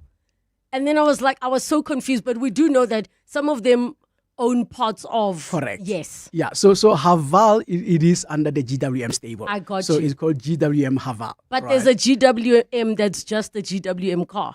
And it's a brand. Okay, so I GWM got is you. a brand. Yes. So then you'll have your Haval, you have your P series as a bakkie in there. So that's where you'll actually find it. And when you then look into the used, really, used is quite an interesting one because it's quite dynamic. So it is also, I guess, priced kind of like challenging the new side, if you are to look at it in that sense, where we started now to see a whole lot of your Cherry coming through, your Tiggo 4. From the used perspective, it has actually created an element of demand. Yes. When you also starting to look at... Because it's such good value for money. I've test-driven that car. There are so many in this parking lot, in this building. Yeah. It's good value for money. And because I see a lot more people want the SUV feel. Yeah. So there is that, so we want to be off the ground. It's a safety component, so whereas if you are to look at some of the vehicles, they're almost more down on the ground. So it's because it's elevated a bit, I'm able to see, as a mom, what is actually in front of me as opposed to if I'm sitting somewhere a bit more lower. Yes. And I think one may also say for safety reasons, we also do install the speed humps, right? So it's also somewhat easier to navigate a bit of a lifted car versus a bit of a lower down, right? So that in itself, it's kind of like assist, some of the consumers from easy, I guess, moving around, the roads there. So we do have a whole lot of, used cars that are coming through. When you look at the stats, we're currently sitting at around about between 3.2 and 3.8, meaning used cars for one new. So that in itself is something that have shifted. It means that South Africans are actually actively looking for a used car in a lot more numbers compared to what we are seeing on the used side. And even from the applications that we are receiving, our ratios are also mimicking the same as far as the application for asset finance is concerned. Okay, now if we look at Standard Bank Private, what are you doing then to support your clients through some of these shifts? I mean, I in some ways feel like maybe your job is a bit easier because you're getting more applications for financing for lower amounts as opposed to, the person wanting the 3.5 million rand car and you having to be like, sir, you udula ko big room. Well, at least I'm not the one who's saying that. So when we look at really Listen, those people exist, and listen, respect to you. For many people, the car's more of the priority, but yes. And I think the reality is, Relebogile, that South Africans, we do need mobility. So and that's where we start when we look at how do we partner, how do we enable, the wealth of the South Africans. That's where we start looking into the mobility component, right? So our activity from the numbers perspective is really sitting between the 300 and the 400,000 mark. And that's where we actually see a lot more activity sitting there. And I think from Sorry, just for context, how much does that almost work out to on average in terms of monthly installments? Is that Boma between 3 and 7,000 rand, depending how much a deposit has put? And I'm really just thumb sucking. So it will depend on the structure that you want to kind of like put in, right? So if we go and say, let's look at a 400,000 and we're looking at a prime rate and over 5-year period, there is no deposit, there is no balloon. You're looking at around about 8,600 plus minus in terms of the repayment. The minute that you then go into a longer term, which is, we can go up to 84 months, which is 7 years. If you take a 6-year tenure, which is 72 months, we're looking around about 6,700 plus minus there. And if you're looking at a longer term, which is 8 years, we're looking at 6,200. So which to a certain degree for South Africans, it might say, it is something that I need because I need to go and be economically active, right? It is something that I need because I need to move my kids to school. It is something that I need, in my world, because I need to go see Melentate, Banabako and all that. So this grocery gotta go somewhere. It gotta go somewhere, deliver. right? Yes, it gotta go somewhere. So that's one part, but also because of that, the uniqueness that we operate in, we also understand, there is a serious legislation that we have to operate within the ambit. So we try by all means to be, as more diligent and just to zone into the customer and assist where we can. So you asked me what is it that we are doing. I think from the onset, we try to really offer very competitive rate. And I think we know that that's part of what influences the customer.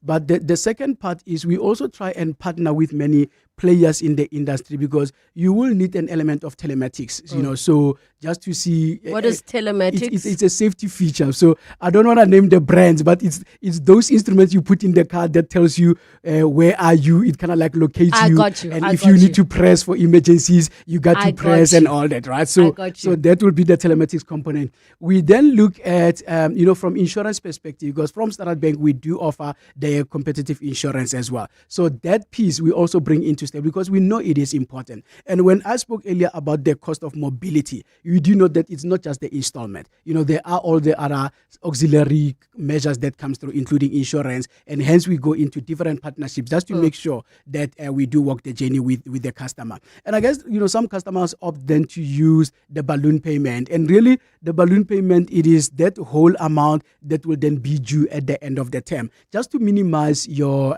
repayments on a monthly basis. So I guess some customers, they utilize that differently. Some will say, I would like to pay a bit more, less, and that's why let me use the balloon payment so I can put the money away because there is something that I want to do. Some of them will then invest the money, or some of them will say, actually, I don't see myself driving this car for long. Let me put in a balloon payment, then I'm going to trade it in. Some of them will then put a deposit plus a balloon. So it becomes really a mixture of different structures that we are able to tailor make for our customers, really depending on what is it that they need. Okay, and I think it's quite important that you've also given to the context by mentioning that you can come through and have a discussion with the pros and the cons of understanding how your deal can be structured in a way that's favorable to you. We've spoken extensively on different features about the concept of balloon payments and deposits. And I'm also realizing the older I'm getting that it depends where you are in life as well. Correct. When you're a business person like myself, I'm not trying to pay deposit at all. I Cash need is my king, liquid. right? You need that cash. Cash is king. Cash is king. When we come back, we are going to continue with this masterclass. And I invite all of you to get your questions in for our guest, Muthusi Dire, on this discussion around smarter financial decisions during economic pressures. And make sure that you get your questions in, especially if it's around financing of vehicles as well, if that's what you want to touch on. 011 883 0702, the WhatsApp line 072 702 1702. It's 2:30, time for your latest Eyewitness News headlines. Good afternoon. Thanks, Relebogile. Good afternoon. We begin in the capital, where the Madlanga Commission of Inquiry has resumed after a lunch break, and KwaZulu-Natal Police Commissioner Nhlanhla Mkhwanazi is continuing his testimony as the first witness in the inquiry. It's day one of the Commission's probe at the Bridget Mabandla Justice College in Pretoria into Mkhwanazi's allegations that he made public in July, claiming the criminal justice system is captured by criminal syndicates. Majority of today's testimony has been centered around the constitutional mandate of the SAPS, including their roles and responsibilities in line with the SAPS Act. Mkhwanazi has also touched on aspects of the political killings task team, providing background on the establishment of the team in 2018. He's told the Commission that the political task team's funding came from the national police budget when he was questioned on how the multidisciplinary team's operations were resourced financially. For live updates on the Commission, you can visit the EWN website. You can also watch live proceedings on our YouTube channel. We move to the courts, where the man accused of setting fire to the Usindiso building in Johannesburg CBD has stormed out of court during his cross-examination without the approval of the presiding judge. 32-year-old Stembiso Mdlalose appeared visibly frustrated as the state prosecutor, Tami Mpekana, questioned him about lying under oath today. Mdlalose is on trial at the Palm Ridge Magistrates Court for allegedly starting the fire that killed 76 people in August in 2023. And Parliament's Public Works Committee today dismissed attempts to learn the reasons for last year's building collapse in George as a waste of time. MPs were outraged that officials were not prepared to name those who were to blame for the deaths of 34 mostly foreign construction workers. Those are the headlines. This Eyewitness News and more at 3 o'clock or as it happens. EWN Traffic. Well, at this stage, you can still expect about an hour delay. This is heading into the Joburg CBD in the Selby area on the M2 westbound between the Crown Interchange and Main Reef Road. Also, bumper-to-bumper traffic in Amalgam on Main Reef Road. This is between Nasrec and Anderson. In Alex, traveling towards Midrand, there's an accident scene, N3 northbound near Marlborough Drive, causing heavy delays from Modderfontein Road. In Boksburg, traffic also sluggish on North Rand Road between the R21 Rietfontein off-ramp and the Jet Park Road off-ramp. If you come across any other traffic issues, please WhatsApp us on 072 702 1702. There's more EWN on air, online, and on the EWN app. Aubrey Masango. Weekday evenings, 8 to midnight. Gwede Mantashe, the chairperson of the ANC, coming out to say, you all sing very, very nicely, but you have no capacity. And then President Cyril Ramaphosa says it's clear that the municipalities that seem to be doing well happen to be DA run. And I'm paraphrasing. But if you are not going to take this admonishment from your president and your chairman, who said there's a lot of capacity, you listen, lekker man. Next capacity, nix. Because you sing so well. Aubrey Masango. 8 to midnight on 702. 702. The South African Future Trust Summit is fast approaching. This premium entrepreneurial showcase will return to the Sandton Convention Centre on the 5th and 6th of November, with international and local speakers sharing groundbreaking insights from their entrepreneurial journeys. It's an unmatched opportunity to network with like-minded entrepreneurs, innovators, investors, and change makers. With 2,000 plus delegates and over 200 exhibitors, all under one roof, come and experience the extraordinary world of thriving entrepreneurs and business owners.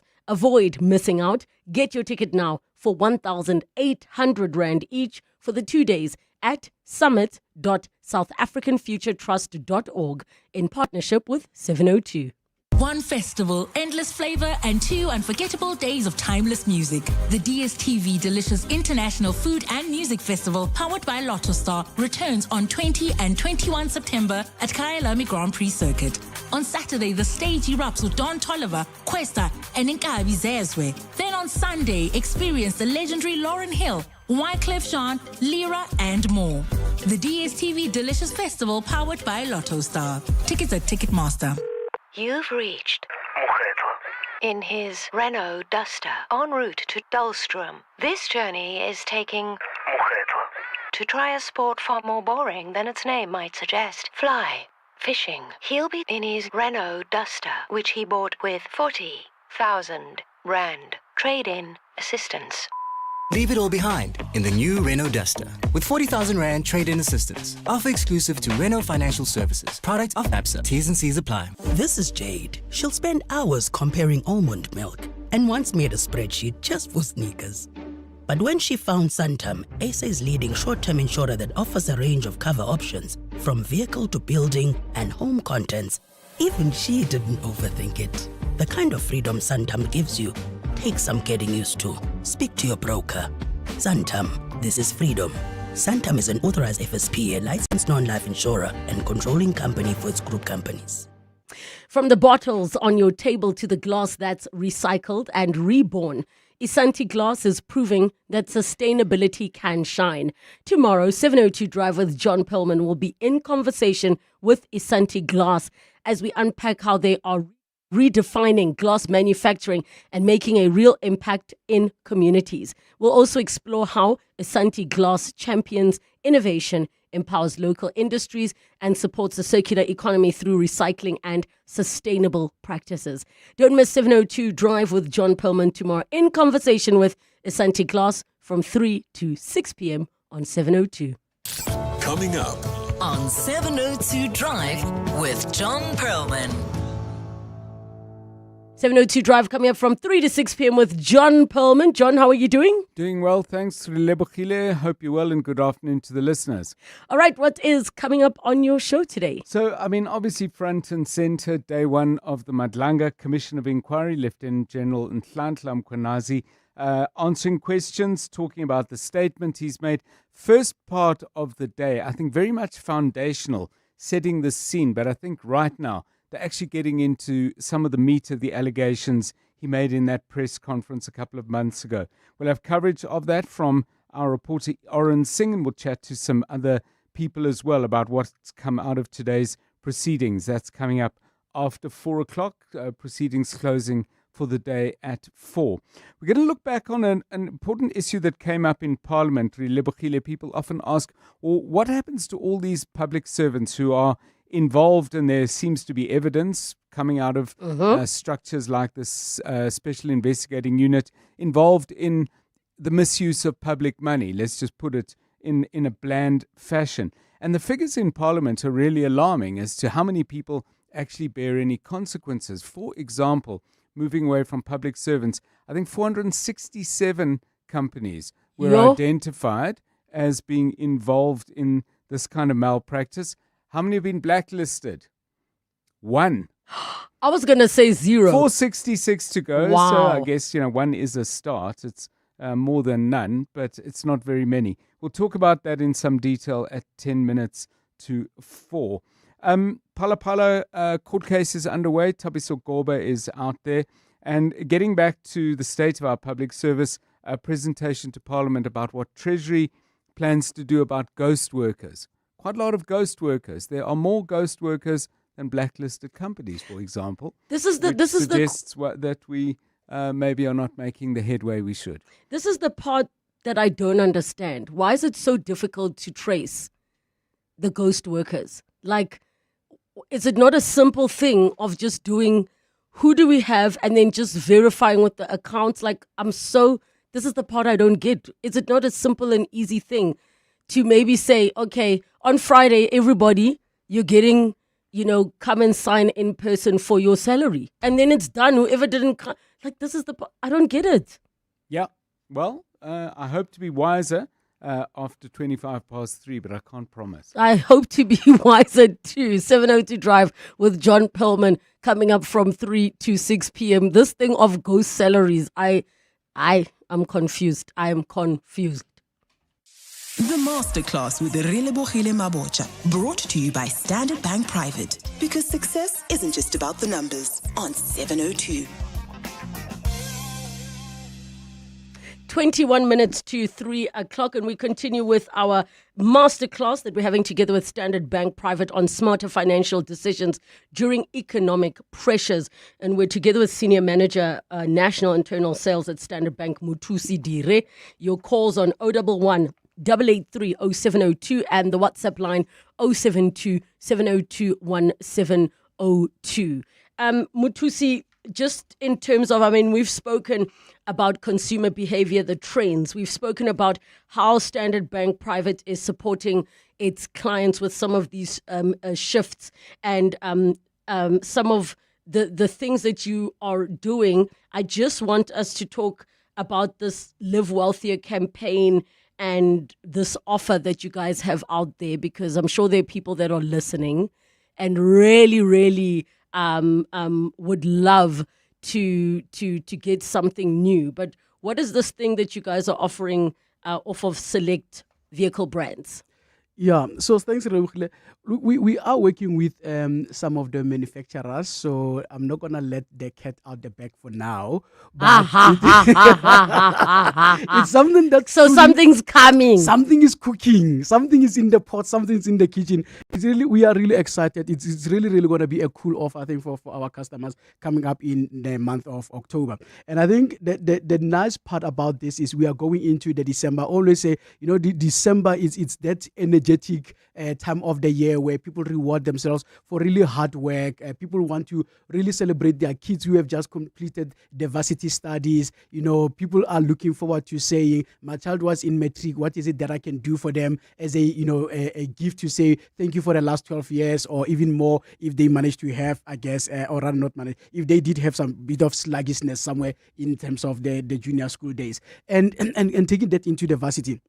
So it is going to be a very unique tailor-made solution, for Standard Bank customers, and we're looking forward to that. We are truly, truly excited. So please be on the lookout, from our social media platforms. We'll definitely come back and then inform you that, yes, we have gone live and this is what it looks like. It's super, super exciting, and I really, really cannot wait for this baby to come through. All right, so we will stay tuned to the socials and make sure that you guys are the first to know about this deal that will be coming through. Now, when we talk about vehicles, are people actually committing to them long term? I share it so often that my last 3 cars only got changed because they died. Like I needed my car dies, and then I'm like, okay, fine. Now I'll change cars. But this is a new time we're living in. We haven't even really seen the longevity of some of the cars and brands that are out there. Yeah. So I guess it is also another, combination of factors when one looks at that. So there are consumers who are saying, I just want an element of mobility to move from A to B, and as a result, I'll get maybe a smaller vehicle, right? And then they will then hang on to that. And there are those who are saying, I actually use this vehicle actively, for me to be active in the economy, and it could be moving me from A to B. I'm taking it to clients. So they are generally a high mileage, consumer. So what we then tend to see is that you do have those who are then get to let go of that particular vehicle a lot more. So from the replacement cycle perspective that we are actually observing, we are actually seeing that most of the consumers are starting to keep their car within, the 4.5 years to 5 years on average. Historically, that used to be almost like 3.5 years, a bit more. So that we are seeing it, going a bit higher. So that means the South Africans are actually hanging on to their vehicles a lot more longer than what we actually used to see, in a couple of years ago.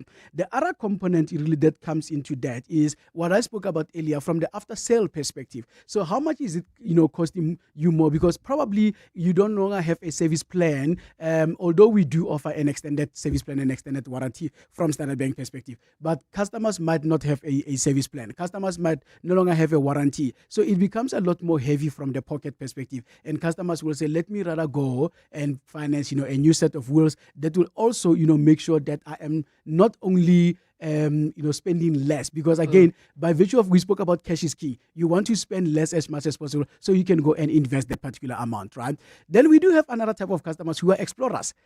Every facelift and you renew set of They're wheels, there. they are there. You know, they are The holding same of the in. people who keep waiting for the new iPhone, the new Samsung. They are you are that person. Mutusi.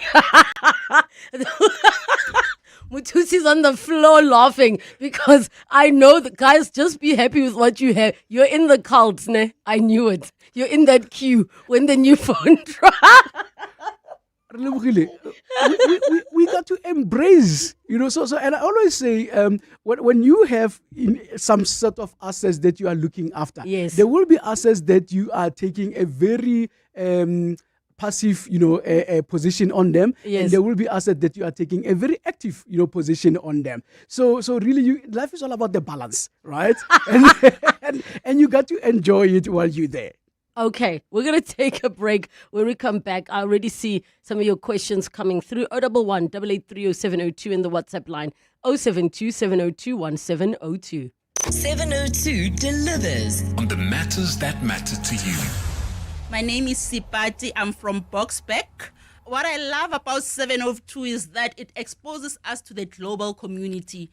So at the moment, if you are locally in South Africa or Africa, you get exposed to the US, the UK because of the international exposures that we have. So thank you very much, 702, for exposing some of us who have never been out there in the world, but we see the global world, the global community through your eyes. Thank you, 702. Big ups. Thank you for sharing your thoughts, so we can deliver more on what matters to you. 702 listens. Let's walk the talk. This is the story of our Nando's Flame Grilled Chicken, marinated for 24 hours in our unique peri-peri recipe. Kissed by fire, full of flavor, perfectly grilled. And like any story, this story of our full peri-peri chicken has two sides. Yours to choose, yours to share.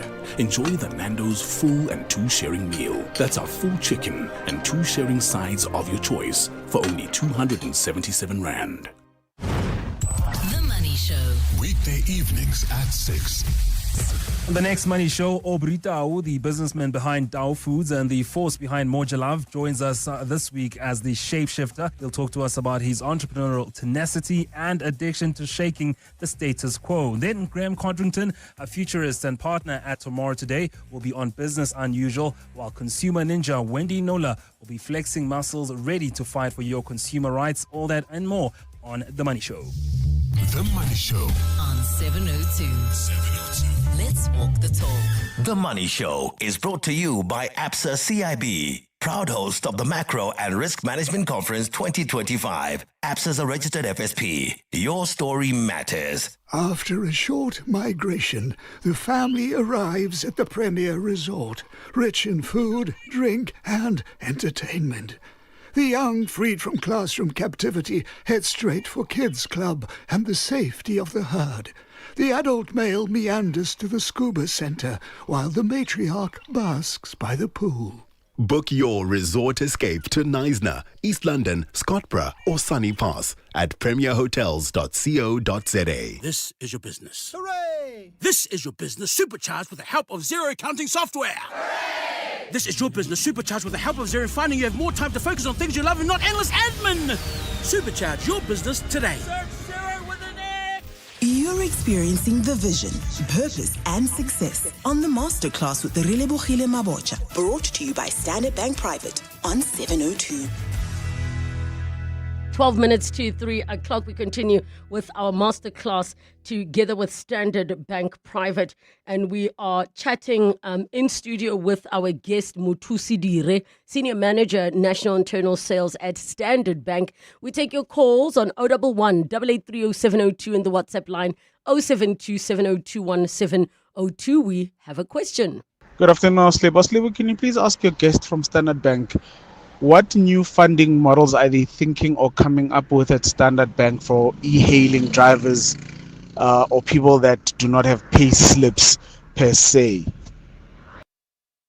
What a good question, because we know that the pay slip has been the holy grail for a long time, but more and more people are working in the freelance game, in the commission-based game.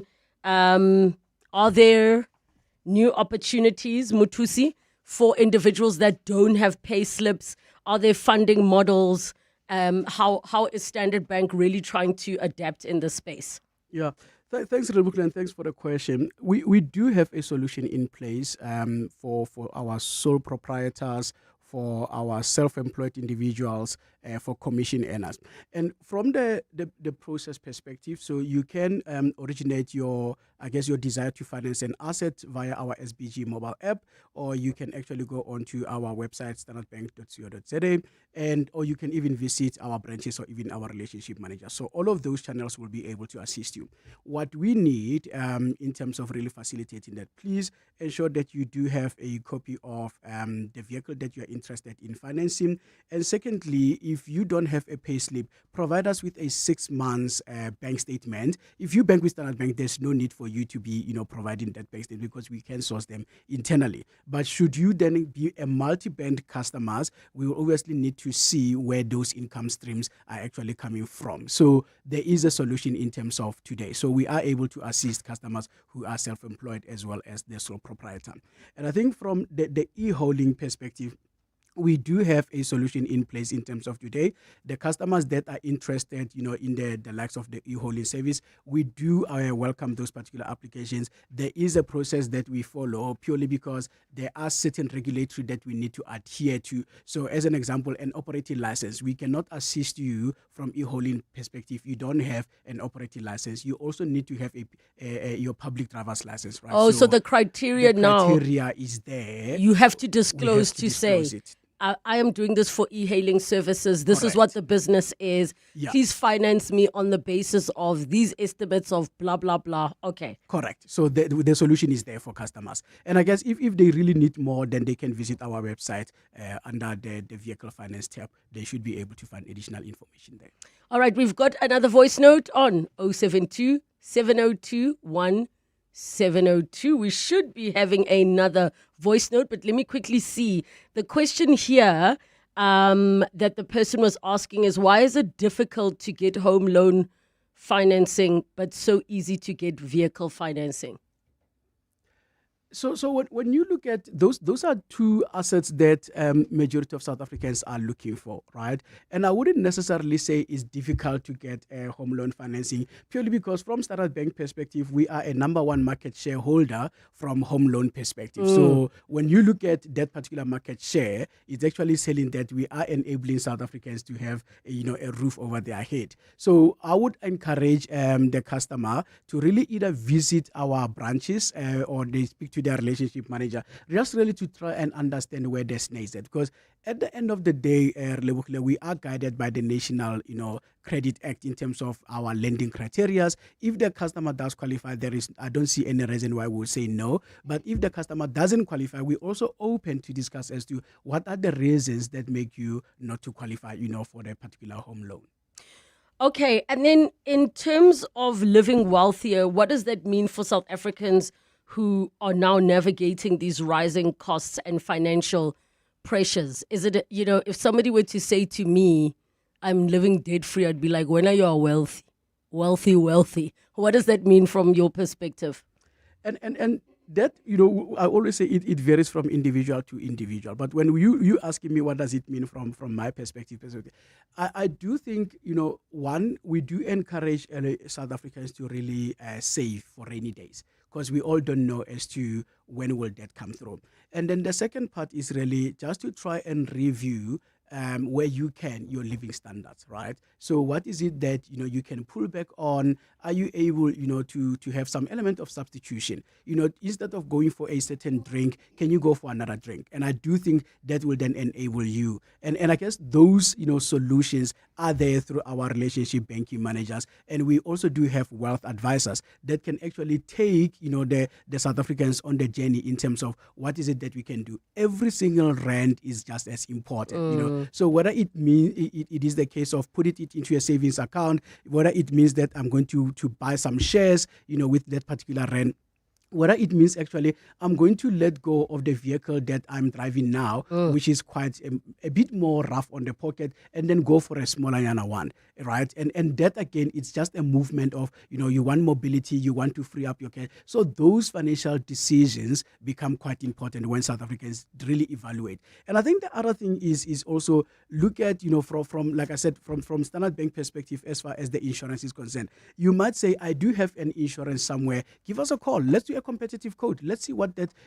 could that save you a rent or two? And if it does, we always say Bob is your uncle. So that in itself, it becomes a relevant, part in terms of having to review. So I think overall, it calls for us as, South Africans to review where we are. How can we save? Because we are only not, looking after ourselves or for the now, but we are talking about the wealth generation, for more years to come, and for you to have a proper legacy. And I think that the other pieces, when we speak about financial planners, they have such great instruments that I do think can enable many of the South Africans as far as wealth is concerned.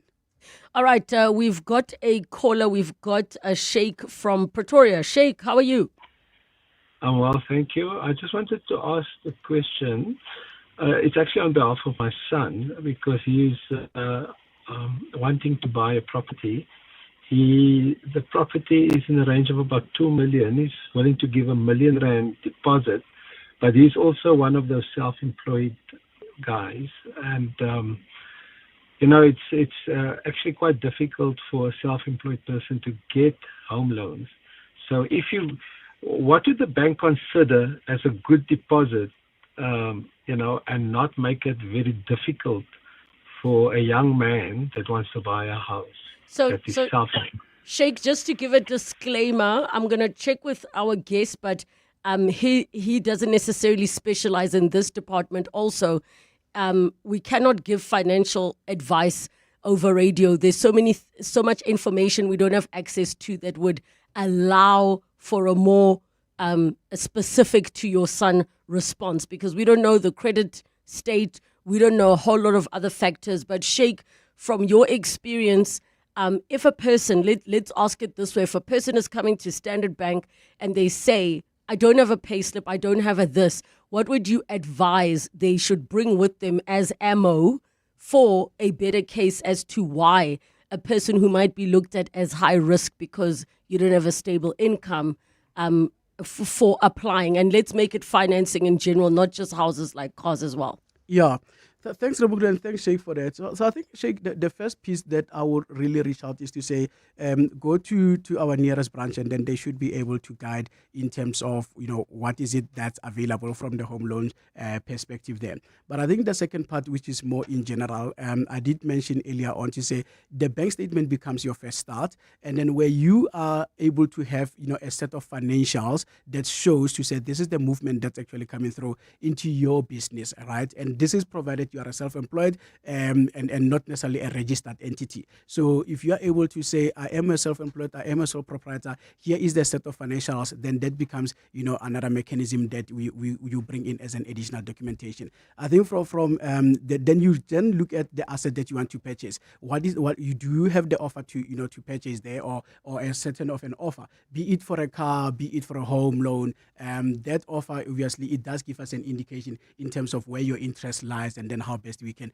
actually work with you. But I do think holistically, the intent really of Standard Bank, if you are to look at our mission statement, is that Africa is our home and we drive her growth. So the intention really is to make sure that we solution for as many South Africans, for as many Africans as much as possible. But again, like I've mentioned, there is a regulatory in terms of how we operate everywhere, and we are guided by both the NCR as well as really treating the customer fairly, and then in addition to that, from the FSCA perspective.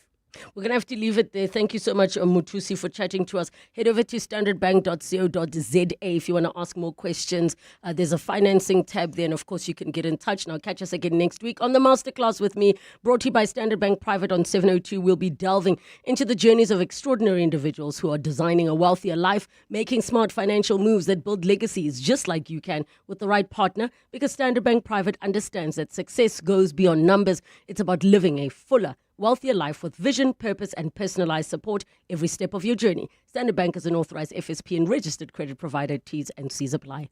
Let's count backward. 5. Insurance. 4. Pineapple. 3. Insurance. 2. Pineapple. 1. You're under. Pineapple FSP 48650 is underwritten by Omart Insure Limited, a licensed non-life insurer and authorized FSP. Spar brings you super savings. Get 1 kg D-Light 37% fat spread tub, $34.99. Save R8 with Spar Rewards. Or 1 kg Spar French, chili, garlic or chicken polony for $34.99 with Spar Rewards. Plus, you could win your share of 6 million rand in instant cash. Price is valid until 22 September 2025.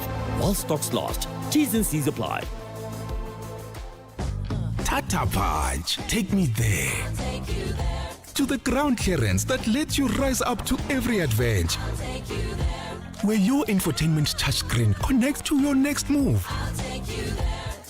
To the store lit by bold LED tail lamps. Whatever there is, wherever there is, let the all-new Tata Punch take you there. From only 244,900. T's and C's apply. Ta-ta-ta-ta. This is Jade. She'll spend hours comparing almond milk and once made a spreadsheet just for sneakers. But when she found Santam, SA's leading short-term insurer that offers a range of cover options, from vehicle to building and home contents, even she didn't overthink it. The kind of freedom Santam gives you takes some getting used to. Speak to your broker. Santam, this is freedom. Santam is an authorized FSP, a licensed non-life insurer and controlling company for its group companies. It's 3 o'clock. This is EWN. KwaZulu-Natal top cop resumes his testimony in the police inquiry, and inflation eases amid softer food and fuel prices.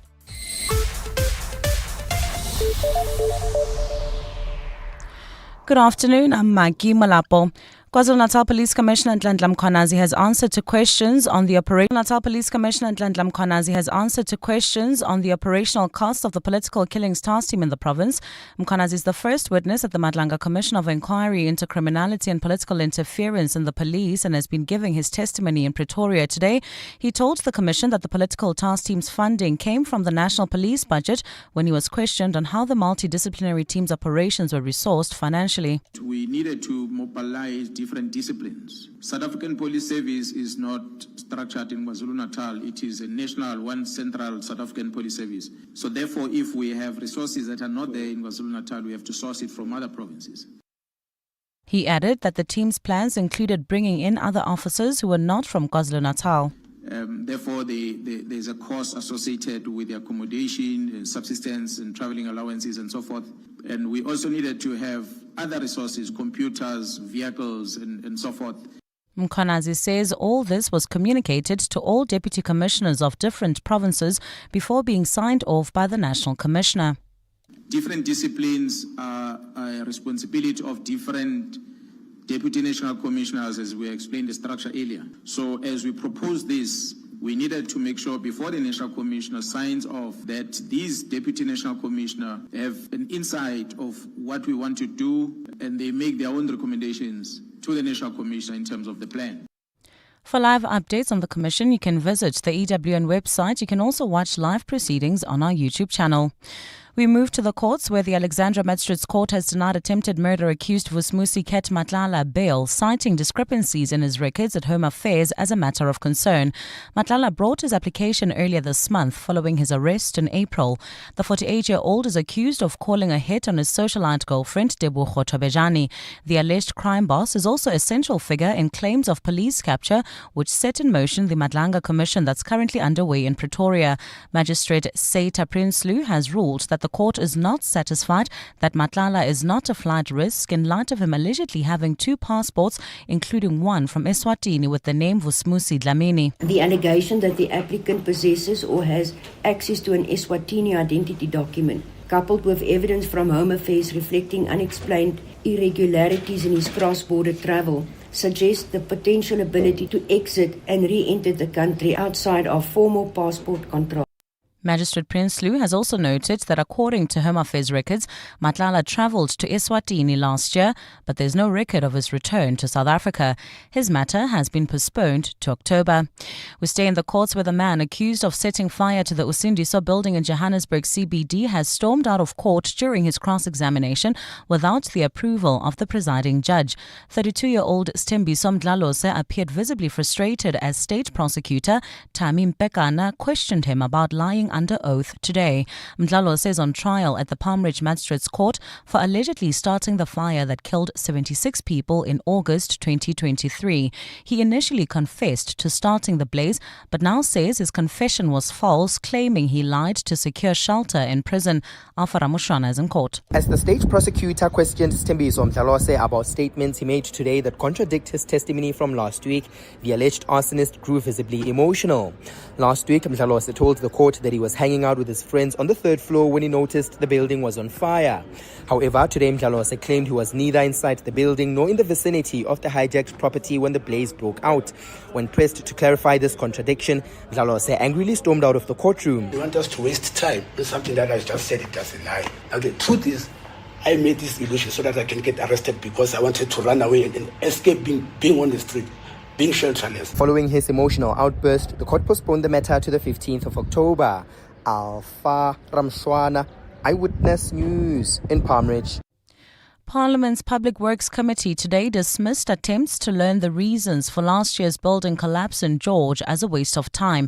MPs were outraged that officials were not prepared to name those who were to blame for the deaths of 34 mostly foreign construction workers.